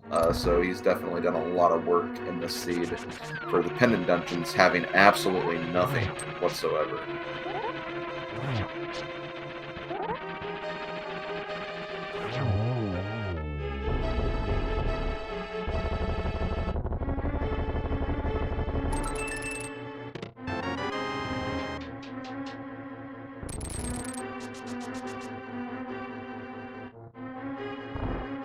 Oh, that's not a sword.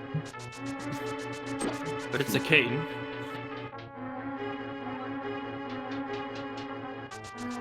Guess you could try using it as a sword, but I don't think it'd work in this case.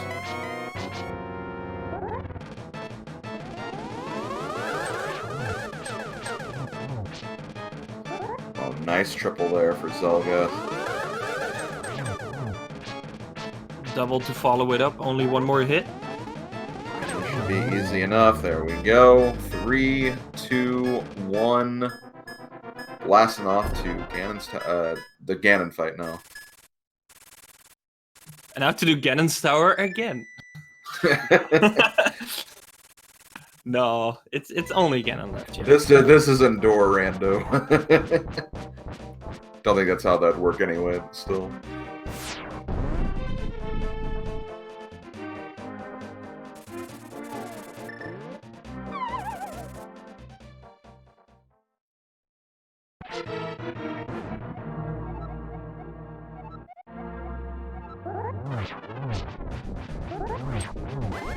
Oh, that's really cool Somaria strats there. To get the double spins in. I say this all the time when I'm commentating these races. It's amazing the tech and some of the strats these runners and just players of the game have figured out, because it looks so cool and it's so effective. Like, the tools in this game work so well to do stuff like this. It's incredible.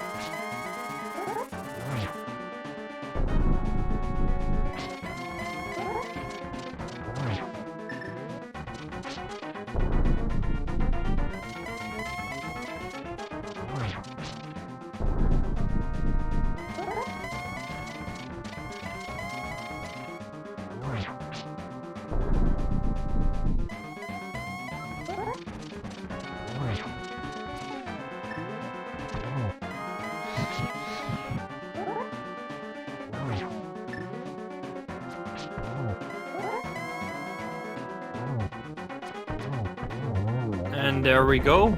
Zelda making quick work of Ganon and beating the seed. GG's to Zelda. Yeah, GG's, and definitely GG's to Illus as well, putting up a great fight, not just in the series, but just for the the entire tournament so far, as Zelda finishes the race and clocks in with an official SRL time of 1 hour, 43 minutes, and 23 seconds. Get your GGs in chat, everyone. Zelda is moving on to the top 8 to face Ninban. That's gonna be a really good matchup. That will be a very good matchup.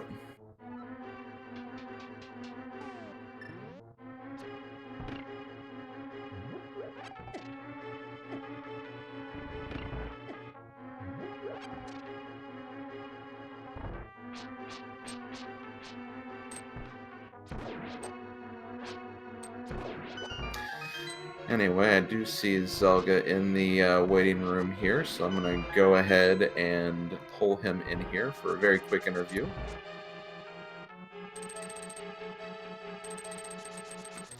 And we are being joined by Zelgadissan, the winner of this race. GG, congrats on making it to top 8. How are you feeling today, sir? Oh man, I am feeling very stressed at how long it took me to find that hook shot. But I mean, it's such an awful place that I'm not surprised that it took both of us a very long time. Yeah, for sure. You play Randomizer.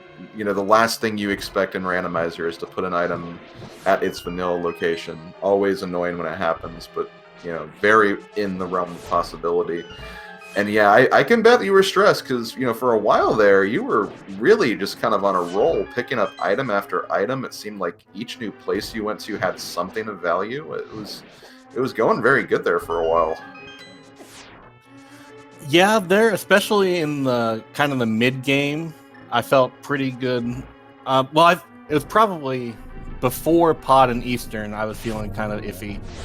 But then the Fire Rod, and then that led to the bow. So, and then there's a Titan's Mitts there, but I still can't believe there was nothing behind the Titan's Mitts. That's why I was so sure. I skipped Eastern, A, thinking Illus probably did it, and B, thinking that there had to be something behind the Titan's Mitts. and Turtle Rock and Ice were both entirely empty. Mire was entirely empty except for Desert Info. I just could not believe it. Yeah, that's a very interesting point. Something I personally didn't even consider. But yeah, all 3 pendant dungeons were absolutely useless. Obviously, we did no idea what's... because both of you did all of Turtle Rock and Ice Palace. Illus did most of Eastern. Didn't go back once he got the bow. So, there's still 2 items back there. Potentially a sword upgrade in one of those, but, just as likely for GT as well. Pendants, absolutely useless. Mitts, as you already pointed out, did not really amount to much of anything. As far as other noteworthy things, Illus did kind of take a bit of a lead at first, just with a little more efficient checking, but I think the part that really kind of puts you ahead was, instead of going to Eastern, you decided to check Magic Bat, and that gave you the mirror, which led you back up to Death Mountain. That's where things really kind of started taking off, and you pretty much had a lead since then, I'd say. Okay, that makes sense. I was feeling pretty bad about my Light World, especially after the fiasco in the Dark Sewers, trying to find that stupid key rat. Mm-hmm. And to the point that I never rescued the old man on the mountain, because when I first went up there, I was so worried about the dark stuff. Mm-hmm. And then when I got the lamp, I just figured, well, it's probably not there, and if it is, well, I'm screwed, because obviously Illus has done this. But yeah, it was one of those things where I've actually, earlier in this tournament even, I kind of got screwed by putting off the Magic Bat whenever I got the hammer and the powder. And with the flute, it felt like it was just a really good idea to hurry back there. And I guess that's kind of what paid off. Yeah, I mean, it really did. That, that gave you the mirror, led you to the mountain where the other remaining Dark World items were. And then, yeah, from there, the sea just kind of took off. And, it kind of... It's weird to think about that. Like, once you did kind of get into Dark World, like, everything was pretty much available. Like, you obviously had to get the bow from... get the boots from Zora to get the bow from King's Tomb, and that kind of unlocked the stuff that was in Pod, which led to the hookshot, I guess. But still, everything else was just, like, pretty much, like, within reach to some extent. Yeah, I felt really bad about those boots, too, because actually that King's Tomb bow was my silvers. I actually got the first bow in the Skull Woods. Right, yeah. So, yeah, as soon as I found that, I realized the flippers were logical, so I wanted to hurry up and find some stuff behind there. And getting the Master Sword and the boots were things that I felt I could have had earlier, and it felt pretty bad, but yeah, that's just kind of how it goes sometimes. Yeah, I think what kind of held up Illus was the fact that he actually did go to the Zora area relatively early, but was just like 20 rupees short, so couldn't quite make the purchase. So he got the boots actually even later than you, just because of that. But yeah, he ended up getting the other bow first, I believe. Yeah, that's even worse than what happened to me, because if you go up there and you do everything else but Zora, you almost never have a reason to go back. So that's really unfortunate. And honestly, I feel really bad for Illus, because both of these seeds came down to the hookshot being in really dumb locations. And in seed 1, he believed hookshot was swamp, and this time I did, and both times I was right, which is really unfortunate. Yeah. That's the way Rando goes sometimes, though. Yeah, it's definitely kind of how the game is. It's just, you hate whenever things get decided by one or two little things like that, but so often in Rando, that's how it is. Just one or two decisions really kind of start snowballing. Yeah, I mean, as you pointed out, that's pretty much what kind of happened, like in game 1. Like, yeah, there were some things, some calls that he made that were a little more efficient than yours, but then the one that really paid off was the one that counted.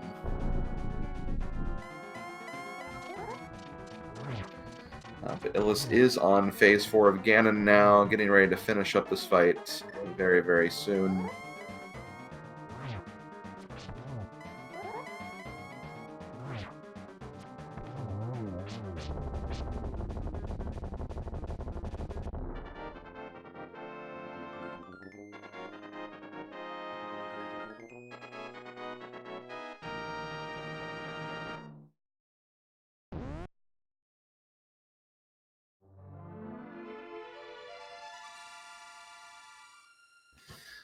And with that, Illus has finished up his run with an official SRL time of 1 hour, 51 minutes exactly.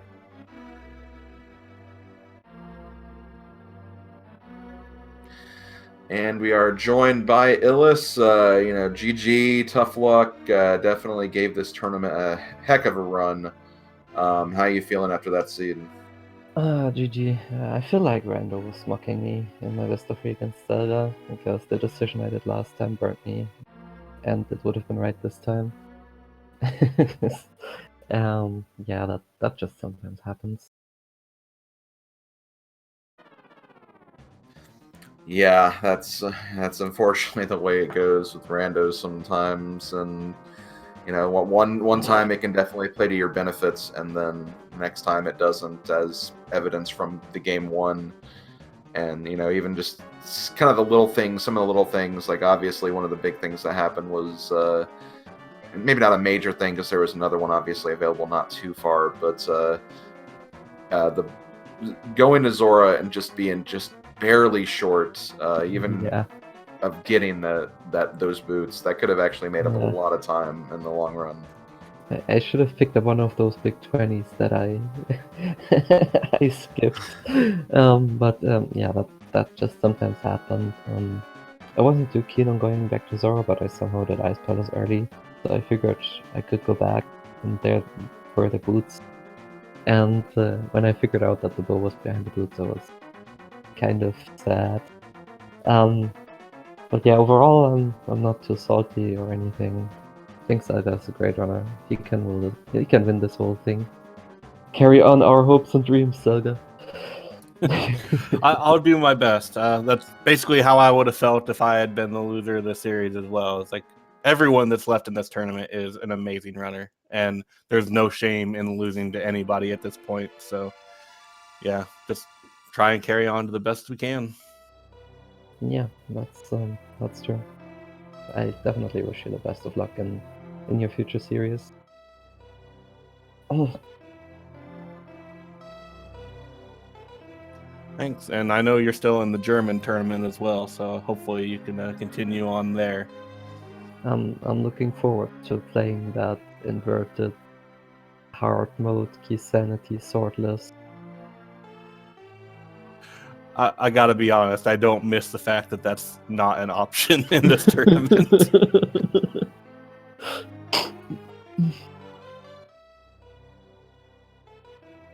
I don't know. To me, that just sounds like all the fun rules are over in the German tournament. I don't know. Just It depends. Like, I really like some of the modes. I really don't like some of the modes. Yeah, it makes sense. It just it was some kind of ban system, and we banned like the nicest options, so we get the worst seed possible. That was kind of silly, but yeah. I'm trying to win the German tournament at least. I think that's possible.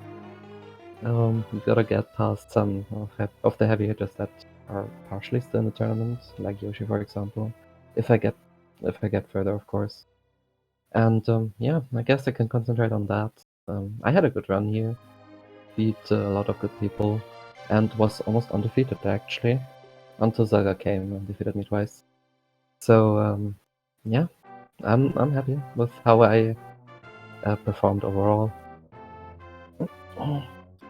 Yeah, definitely. I mean, you got to imagine, like, for qualifiers, there are around 300 people who signed up, getting through qualifiers, getting through group stage, and 16th seed. That's pretty high up there. So very well done on the performance for this tournament. Did a really good job. That like Zelga said, very high competitive play in these tournaments for sure. So could have gone.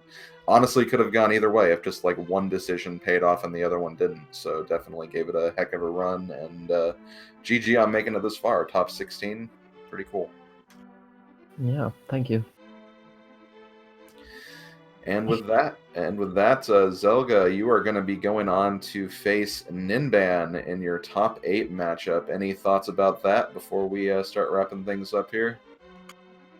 Ninban is just another great runner. I know we've often done a lot of like weeklies or things together. Occasionally I'll be ahead of him, occasionally he'll be ahead of me. So it's going to be another series of good runners and all sorts of coin flips, and we'll just see what happens. I think I your have high favorite- expectations of both of us. I think your favorite. Don't turn and ban.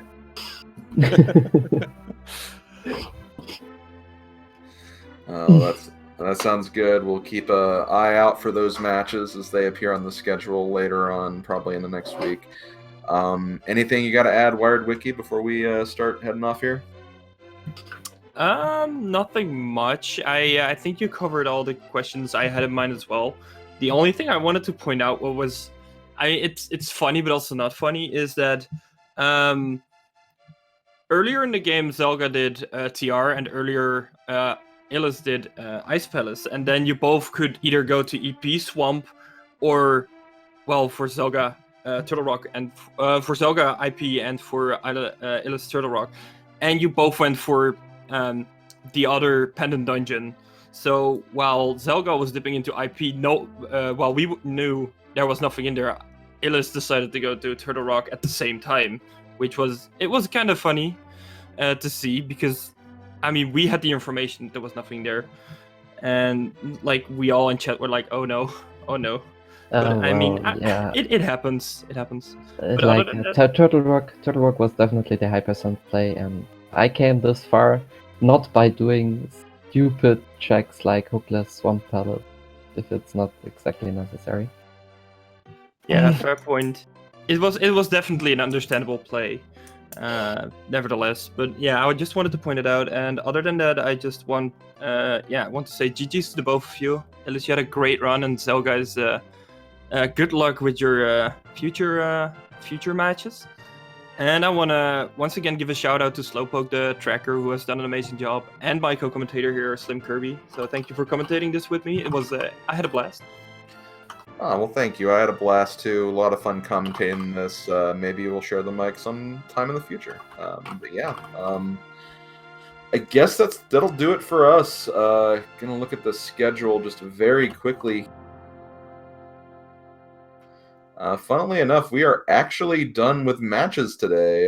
There was supposed to be a match later on at 8:20, but that match was no longer needed because it was a Game 3 scenario, and it decided earlier today. So next match will be tomorrow at 4:20. I believe that is going to be Game 2 of P-Train versus Yagamoth, which Game 1, I believe, just finished off or is in the process of finishing right now. So yeah, come back if you want to watch that. That should be on the main Speed Gaming channel. And with that, this has been Slim Kirby. Thank you for watching, everybody. We will catch you later on another randomizer race, and see you guys next time.